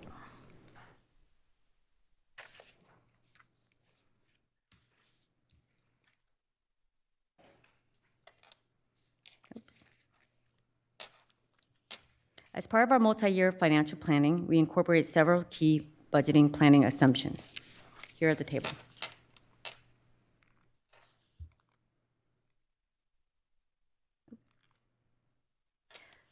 Next, let's look at revenues, unrestricted revenue. For 25-26, total $513 million, with $485.9 million from LCFF as a primary resource. The remainder comes from state and local resources. Moving to restricted revenue exemptions, overall, restricted resources are projected at $177 million. Key funding sources include Title I, special education, expanding learning, mental health, and medical. This reflects the district's continued focus on providing targeted support for students with the greatest needs. This pie chart provides an overview of the District 25-26 proposed general fund revenues. As shown in the chart on the left, about 74% of the revenues are unrestricted, giving the district more flexibility in how funds are used, while the remaining 26% are restricted for specific programs or purposes.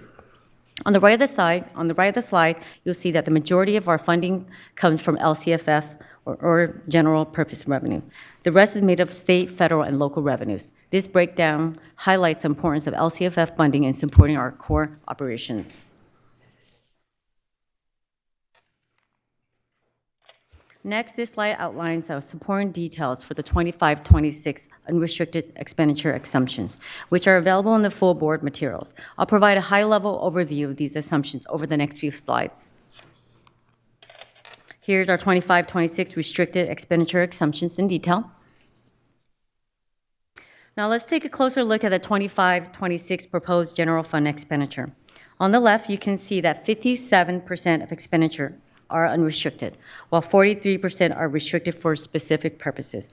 On the right, the chart breaks down how funds are allocated. Certificated salaries and employee benefits make up the largest portion of spending, accounting for over 70% combined. The remaining funds support classified salaries, services, supplies, and other operational needs. This distribution reflects our continued investment in staffing and support for our students.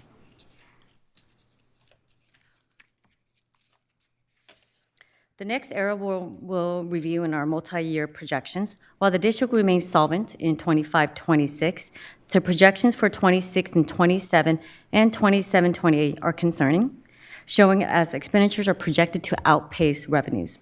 This could significantly impact our ability to maintain current programs. The district will need to consider financial restructuring and implement tighter spending controls to address the projected deficits. Next, let's look at the ending fund balance. While the district continues to meet the state-required 2% reserve for economic uncertainty through 26-27 and maintain positive cash balances across the multi-year period, the sharp projected decline in the unrestricted fund balance by 27-28 is alarming. It highlights the urgent need for immediate action to protect the district's long-term fiscal stability. Here's a closer look at the detailed multi-year projection, which includes the 25-26 proposed budget and projection through 27-28. Moving to other funds, these funds have separate restrictions and requirements and they are not available to support general fund operation. However, they are all balanced for 25-26. Enrollment continues to decline, with ADA estimated at 33,321 and funded ADA based on the prior year at 33,658. This is reflecting 91.5% yield rate. This means that, on average, only 91.5% of enrolled students are attending school each day. Since LCFF revenue is directly tied to ADA, this is an ongoing trend in declining enrollment and attendance, directly affecting our funding. As a result, the district will need to continue making adjustments to expenditures to align with available resources.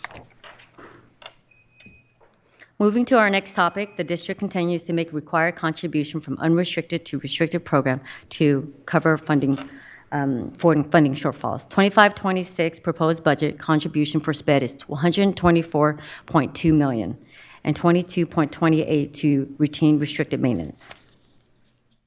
This slide illustrates the growing contribution over time. In summary, the proposed 25-26 budget is balanced. However, the ongoing fiscal gap remains a serious concern, especially in the out year of 27-28. We face challenges from declining enrollment, rising costs, and the loss of one-time funding. Our financial plan includes maintaining the reserve, meeting our obligations, and launching a right-sized effort to align ongoing expenditure with available resources. Before I conclude this presentation, I want to express my sincere appreciation to our business services team, which includes budget services, accounting services, payroll operation, and purchasing departments, as well as site and department administrators and staff for the hard work and collaboration. Last but not least, a special big thank you to our fearless leaders, my CBOO, Janae Marking, and also today is her birthday, so happy birthday, Janae. She wanted to keep it secret, but I'm going to stand. Nope. The development of the 25-26 proposed budget began in November 2024, and we just got done probably 2 weeks ago. This reflects months of extensive effort and coordination across the entire district. This was truly a team effort that was made possible through district-wide collaboration. That concludes the public hearing presentation for the 25-26 proposed budget. We welcome your questions, feedback, and the direction as we move forward to the district final adoption on June 26th. Thank you, Cindy. Brian, do you have any public comment? We do not. Board comments, questions, feedback?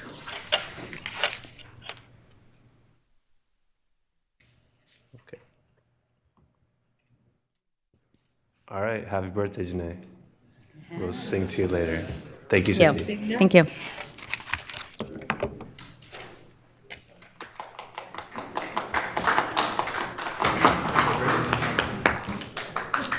That's like a combination clap, like for the presentation and your birthday. Can't figure it out. 11.4 Oak Ridge Elementary Construction Prop 2 Public Hearing to.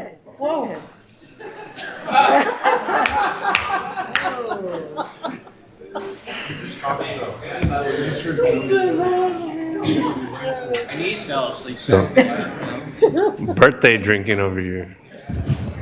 If we all could be so lucky. Welcome. Thank you.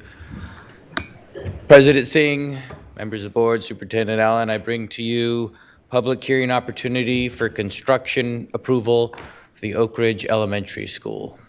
This public hearing is required as part of the new Proposition 2 requirements that this will be funded by the state. And because of the timing of how and when we submit these applications, we are now under the Prop 2, even though we started 2 years ago. So with that, public hearing.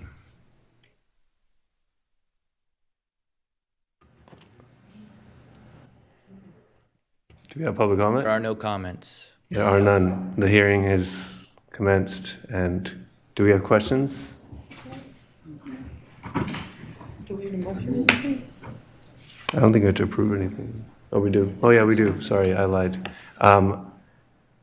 Let's start with the student member. Aye. Member Kayada? Member Benjamin? Aye. Member Navarro? Aye. Member Rhodes? Aye. Member Singh? Aye. Member Ibarra? Aye. Thank you. Calling back up, 11.5. I'm here again to provide the opportunity for public input or hearing for the application to approve the construction of Cesar Chavez Elementary School.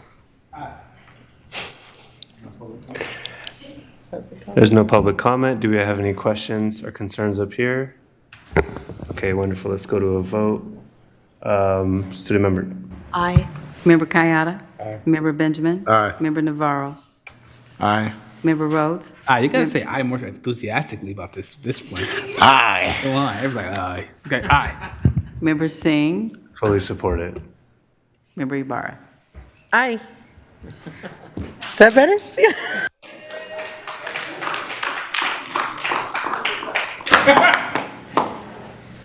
All right, so 12.1 budget right sizing update by the birthday girl herself. Welcome. Got it. Thank you. Good evening, President Singh, Superintendent Allen, members of the board and community. I am Janae Marking, the birthday girl, Chief Business and Operations Officer. This is item 12.1, an update on our budget right-sizing plan and a recommendation to consider adopting budget guiding principles, which is presented to you this evening as information. And speaking of guiding principles, these core principles shape how we set up our budgeting systems and allocate resources to ensure that all students have an equal opportunity to succeed. We are committed to a budget process that reflects our values, empowers our people, and sustains our future. Tonight, I'll walk you through our update and recommendations in 3 main parts: our progress to date, Year 2 implementation, and how we are planning for Year 3. We've made measurable progress since establishing our right-sizing plan with the 24-25 adopted budget last June. And this was our multi-year projection approximately a year ago after 2023-24 unaudited actuals. We had an incredible 3-year deficit of $114 million to make up. Though through a heroic effort of our entire system, we were able to return to a positive certification at second interim in March. Starting here is a celebration of the hard work, but also a reminder of how limited our resources are and the very difficult conversation it requires to maintain solvency with escalating costs. Again, right-sizing isn't just a clever title. It describes the process of aligning our revenues, expenditures, and reserves to ensure long-term sustainability and local control. Further, it is never just about reductions. Our process is designed to ground decisions in strategic reallocations to meet our students' needs, to seek out opportunities for new revenues, and to never accept that good is good enough. Year 1 of our plan was intended to assess our financial landscape and prioritize investments, which, wow, doesn't that sound impressive? However, these just aren't words on paper. We turned this into action and implemented the how through several different projects, improvements, and internal controls. Remember the Great Reset? But beyond that, we went to the core, the foundation, and rebuilt the entire budget development process. The budget development process itself now requires assessing and prioritizing so that we practice this effort annually. The full arc across the 3-year plan goes from assessing and prioritizing to permeating the cycle into our system annually. In Year 1, we made great strides. Now we enter Year 2 in 2025-26, in which we will live our implemented strategic adjustments and continue to seek out even more for financial balance. For some of the SCUSD community, this is going to be painful. Year 2 is about breaking our bad habits and sticking to the plans that we have made. I have already been asked, how much do we have to cut in budget development for 26-27? The answer, actually 2 answers, is 1, I don't know yet, and 2, well, that's also up to all of us, and 3 very important variables that are ahead. Though we are at adopted budget right now, we still don't have the final legislative budget to know for sure what revenue and expenditure changes will occur for 2025-26. So variable number 1 of 3 is the legislative adopted budget. Second, or variable 2 of 3, is our own 2024-25 unaudited actuals, which is presented in September. Now, at budget development, we look at estimated actuals, but it's the final actuals we need to know exactly where we landed and what changes may occur to the fund balance total. And finally, the third variable is the cost of finalizing our negotiated settlements. We can't forget about those. Those 3 very impactful variables, legislative budget, district unaudited actuals, and negotiated agreements together will determine the amount of changes we must prioritize in budget development for 2026-27 next December and January. As I have said previously, we know what we need to do in Year 2. We are determined and will make the decisions necessary to maintain local control. It's imperative now more than ever that we remain committed to each other, that we don't entertain individual priorities, but rather prioritize our community agreements, that we help each other and support the health of our entire system. Let's take some time to review the how of right-sizing implementation in Year 2. We have a bad habit, a very bad habit, as I mentioned before, of adding unbudgeted expenditures throughout the year. But SUSD, we are going to stick to the plan. This is our motto for 25-26. The most important thing we must all do is stick to the plans that we have made.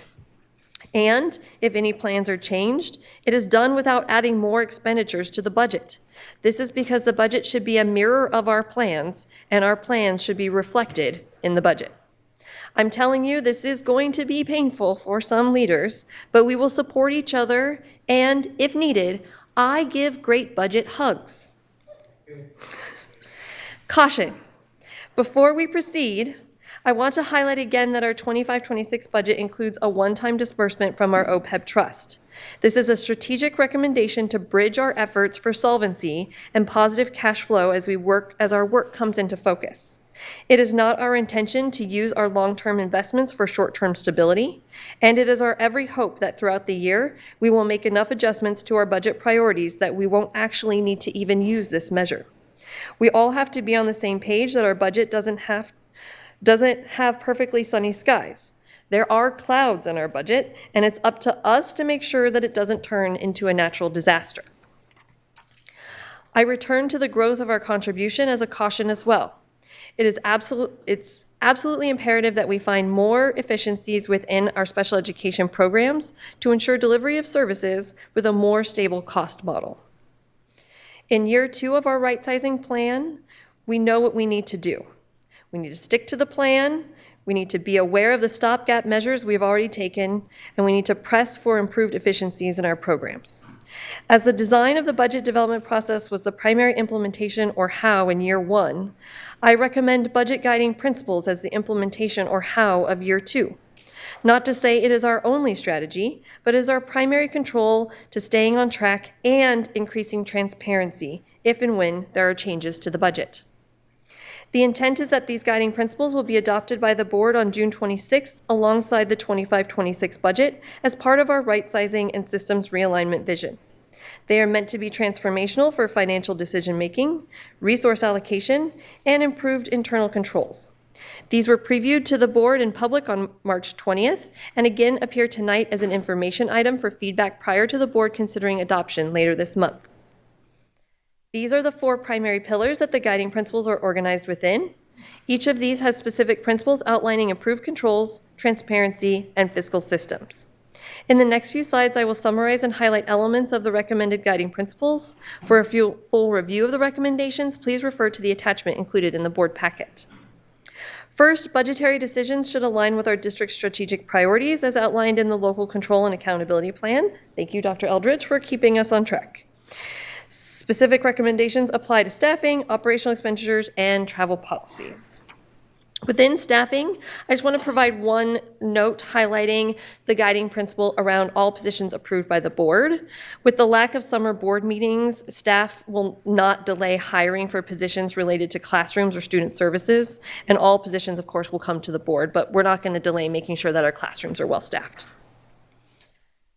I also want to specifically ask for consideration related to implementation of the guiding principle for unbudgeted expenditures. This one is particularly important to me. That the board will approve any unbudgeted expenditures exceeding $15,000 before the budget is increased. My request to the board is to consider adding a special section to the board meeting agenda for budget increase requests.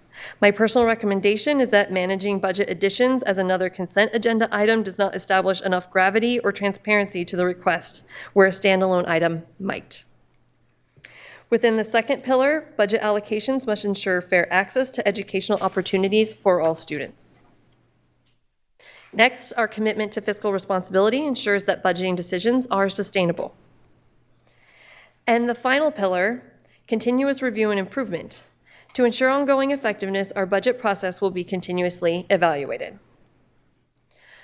So we are waiting on 3 critical variables. Again, the legislative budget, unaudited actuals, and negotiated settlements. In the board's wisdom, we will adopt budget guiding principles to help us moderate our decision-making and mitigate the large swinging variances the last several budget years have experienced. And throughout that process, we have habits to break, choices to make, and new routines to establish. We will also learn the impact to the 2026-27 budget and what balancing our revenues and expenditures will look like for our community. Let's start to wrap up with a quick review of how all this work will lead us to year 3 of the right-sizing plan in 26-27. Year 3 is about all of this new work becoming new habits and settling into the cycle of right-sizing we are creating. When we have balance, when we have to balance, prioritizing seems daunting. However, we can always think about this practical hierarchy of priorities when identifying how to utilize our resources. When we began this right-sizing effort a year ago, this slide we started with to introduce the concept and to get us all on the same page. In year one, this slide was aspirational. It is the place we could see way off in the horizon, and it is where we are expecting to end up. By year three, if we have done this work well, right-sizing is permeated into our system. We are a budget culture, and balancing revenues and expenditures for sustainable operations is just how we think. I won't have to tell someone that they can do, insert new idea, as long as they have money in their budget, because everyone will already answer that question for themselves. We've come so far in just a year. The work is hard but purposeful. We will see it through because we will keep calm and stick to the plan. And finally, I leave you with a simple but powerful phrase to help me move this work forward. Like so many others that enjoyed the early 1990s, for me, the Got Milk ad campaign is something that seems impossible to forget, even with extreme lactose intolerance. While our friend Cookie Monster here is in desperate need of some 2% to enjoy his snacks with, we in business services are taking this familiar phrase out of history to sum up all of our budget balancing efforts with the simple question of, got budget, for our peers and community. So this is our question for anyone asks if we can do something, not because we aren't supportive, but because the right-sizing plan requires us all to problem-solve budget needs within our own resources. There isn't a magic chest of gold bars buried deep in the parking lot. I have checked all the trees, none of them seem to be growing dollar bills. So in lieu of finding a hidden treasure, Got Budget is the message that is intended to remind us to be fiscally responsible and budgetarily self-sufficient. It is an easy way to describe what the right-sizing effort is all about. So if you are asked, what is this right-sizing plan about? Or what was Janae's presentation the other night? And it all seems too complex to know where to begin. Got Budget is it. So thank you so much. Again, this is an information item and there is no formal action required tonight. I welcome any questions, shout outs, and or feedback on the progress and direction of our budget right-sizing work. Got budget. Thank you. Any public comment, Brian? We do not. Thank you. Member Kayada has a shout out. I'm kidding. Whatever you have, go ahead. Shout out to all the above. Cindy already, I think, covered it. So when are we going to be given an opportunity to adopt the guiding principles? Is that something you need us to ask you for, or? No, they will be back to you to adopt on June 26th with the budget. Okay, thank you. Absolutely. Any other questions, comments? Member Ibarra. Happy birthday. Well, thank you. I appreciate it.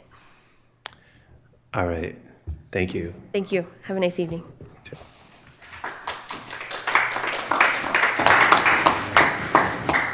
So real quick, technically, although it says 11:29, we have to ask for an extension. So y'all have to extend the meeting. We have to extend the meeting past 10:30. I know. 10:39.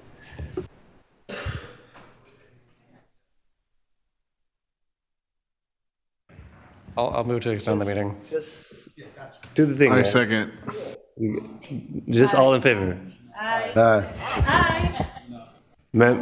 Please note, Member Rhodes abstained. All right, we're good to go. No, I'm just messing with them. 12.2, Dr. McCarn.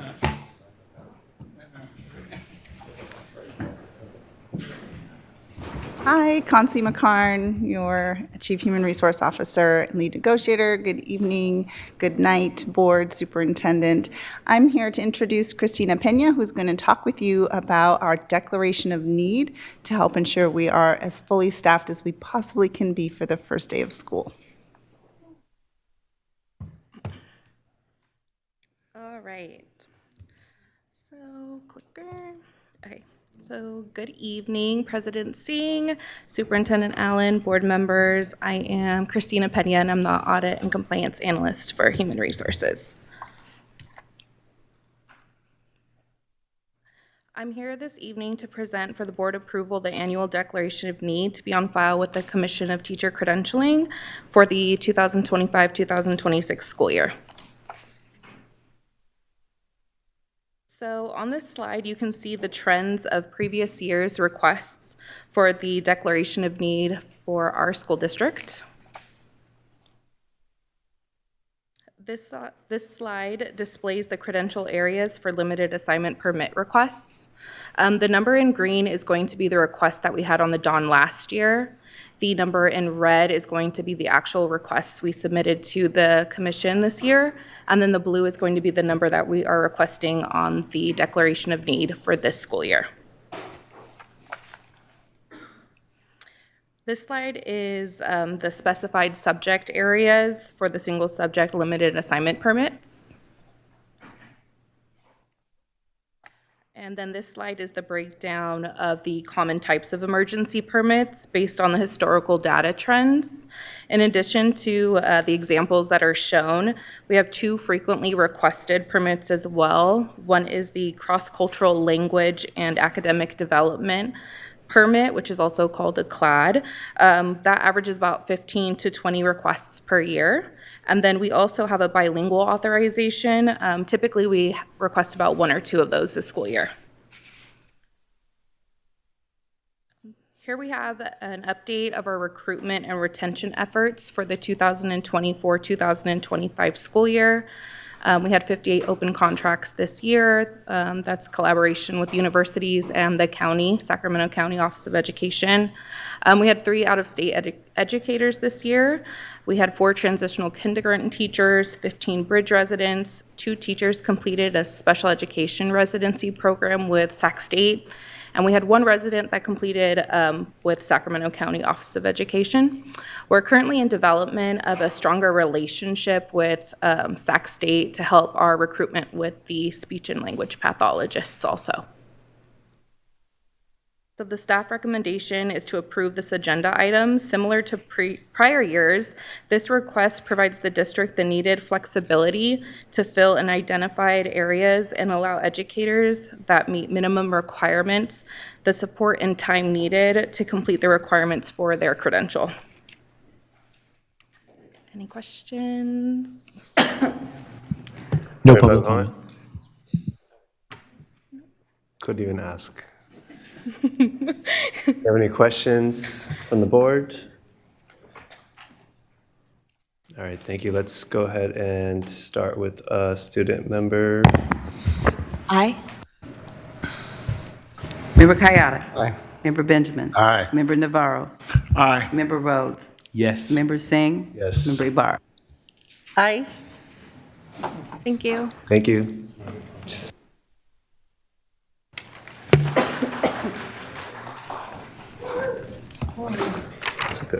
Everybody's clapping today. Okay. 12.3, Dr. McCall. Hi, I'm Just Concy, and we are here to thank you, Board President Singh, Superintendent Allen, members of the board. We are here for a board review and approval of the immediate suspension and dismissal of one of our certificated employees.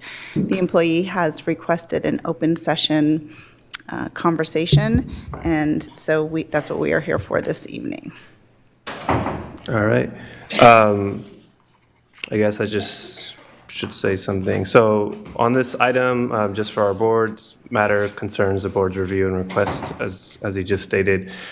Generally, these are things that take place in closed session. However, under the Brown Act, employees may request certain charges to be heard in open session. Mr. Riley has made such a request, so therefore the board will hear the matter in open session here. I want to preface to all of us that this is not an evidentiary hearing. There's no testimony. There's no cross-examination. At this point, You all have received a copy of the statement of charges as well as recommendations of the Skelly officers. So Mr. Riley also has received a copy of those documents along with the accompanying exhibits. The way we'll proceed is that district staff will present the charges against Mr. Riley, and the matter will then be open to public comment.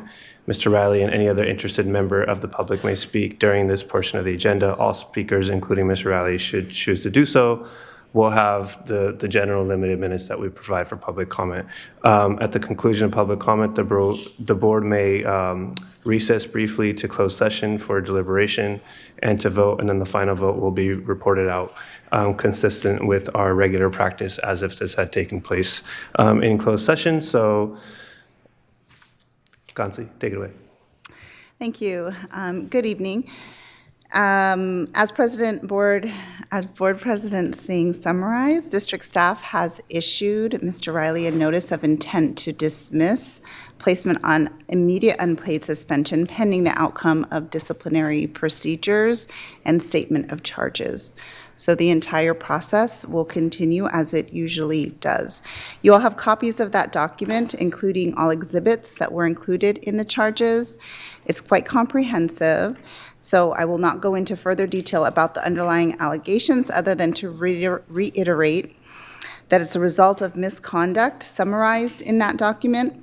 District staff have determined that Mr. Riley has violated the following subsections of Education Code Section 44932 that include a variety of areas such as immoral conduct, unprofessional conduct, dishonesty, unfitness, persistent violation, or refusal to obey the school laws of the state or reasonable regulations as prescribed by government code. Mr. Riley was afforded a pre-termination conference, which we informally refer to as the Skelly Conference. He attended and spoke on his behalf and was afforded union representation during that time. He also requested and was permitted to submit a supplemental written statement. After reviewing those statements, as well as materials provided by the district, the Skelly officer upheld the district's charges and likewise supported the immediate suspension and dismissal recommendation. My staff and I do not take these matters lightly.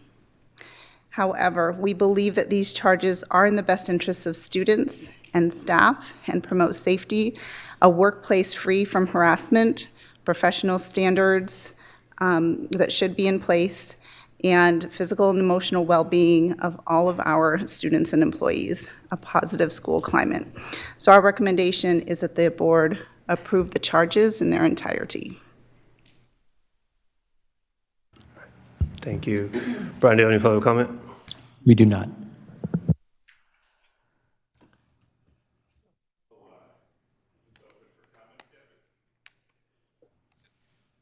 If you want to make public comment, you need to come up here and fill out a card, Mr. Riley.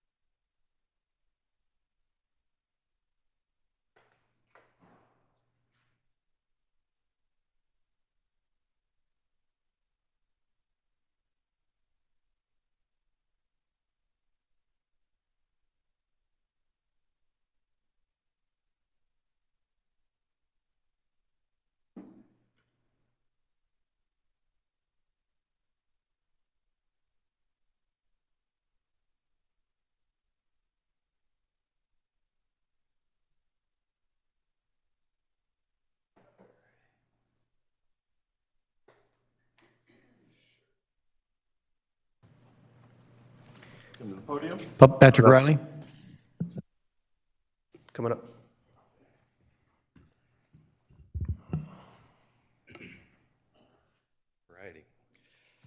So my name is Patrick Riley. I've been teaching for Sac City Unified since January of 2005. Let's see, a lot of stuff has happened since COVID. I was illegally surplused to Hiram Johnson for the 21-22 school year. During my time there, around spring semester, was threatened by a parent after we had 2 students overdose on fentanyl. And we were directed to contact certain parents of students who were, in danger of failing and having trouble and whatnot. And this was my first kind of experience with the Hiram Johnson administration, who didn't respond to the email that I sent to them immediately. I had recorded the threat from the parent and had no response for over, I think, 72 hours, so I had to file a police report. And there's kind of a lot of stuff to talk about. I was put on leave February of 2024 because I CC'd my union representatives regarding special education complaints, and just wrapped a PERB trial that is still, the verdict is still pending right now for this PERB trial. But in essence, the district is telling the union and myself, who is a union representative, that we're not allowed to expose certain things. There's certain things that have happened in my career, money garnished and stolen in retaliation for reporting Garrett Kirkland for not responding when I was threatened by parents twice, and I had to file a police report. I had around $900 garnished in wages. I had to fight that entire school year to get some of it back, but not all of it back. Leading up to the, I've had 7 validation meetings with 0 discipline. I've been teaching since 2007. I started substitute teaching in 2005 with about 2.5 years of subbing at age 23 to 26. Then I got my first full-time position at the Met Sacramento, and I was there until I was illegally surplused. Basically a political move. Chad Schweitzer couldn't explain to our union exactly why it happened. I had seniority over any of the history teachers there, and it was probably related to a student that had an incident happen here at the Cerna Center. I would imagine if you guys were here around 2018, 2019 school year, you know what I'm talking about. We don't need to go into any more detail about that. Mr. Riley, respectfully, I have provided you more than the 2 minutes, but I would just ask that you... I can wrap it up then? Yes, please.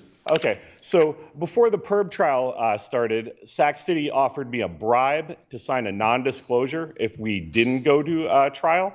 The PERB trial verdict is still pending, and I have about 6 other PERB trials that are going to be happening. There's an OSHA complaint because I blew the whistle on you guys stealing money from handicapped kids in the special education department, and you got sued for that last summer, if you guys remember that. So there's also a CTC complaint on my 4 administrators, and Pearson and the connection between the Pearson company and Sac City blocking me from getting my music credential.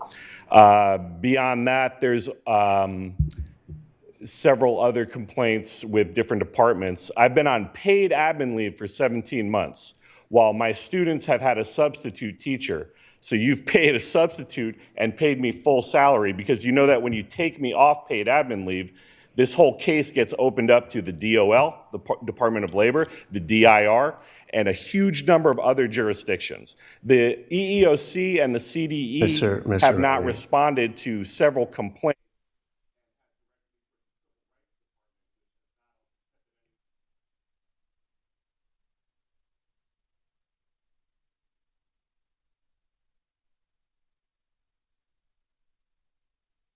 Thank you.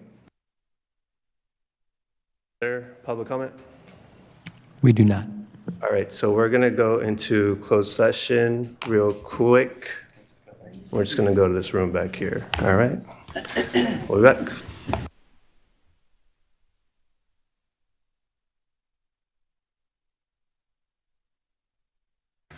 All right. Thank you for everyone's patience. The board has made decisions, so I'll have Ann report out. Good evening, President Singh. The board voted by a vote of 6-0 with member Jean absent to approve the charges and move forward with the termination of a certificated employee. Thank you, Ann. With that, just announcing our future board meetings. We have June 26th and then August 7th. Do you have a motion to adjourn? Motion. All right, thank you. What?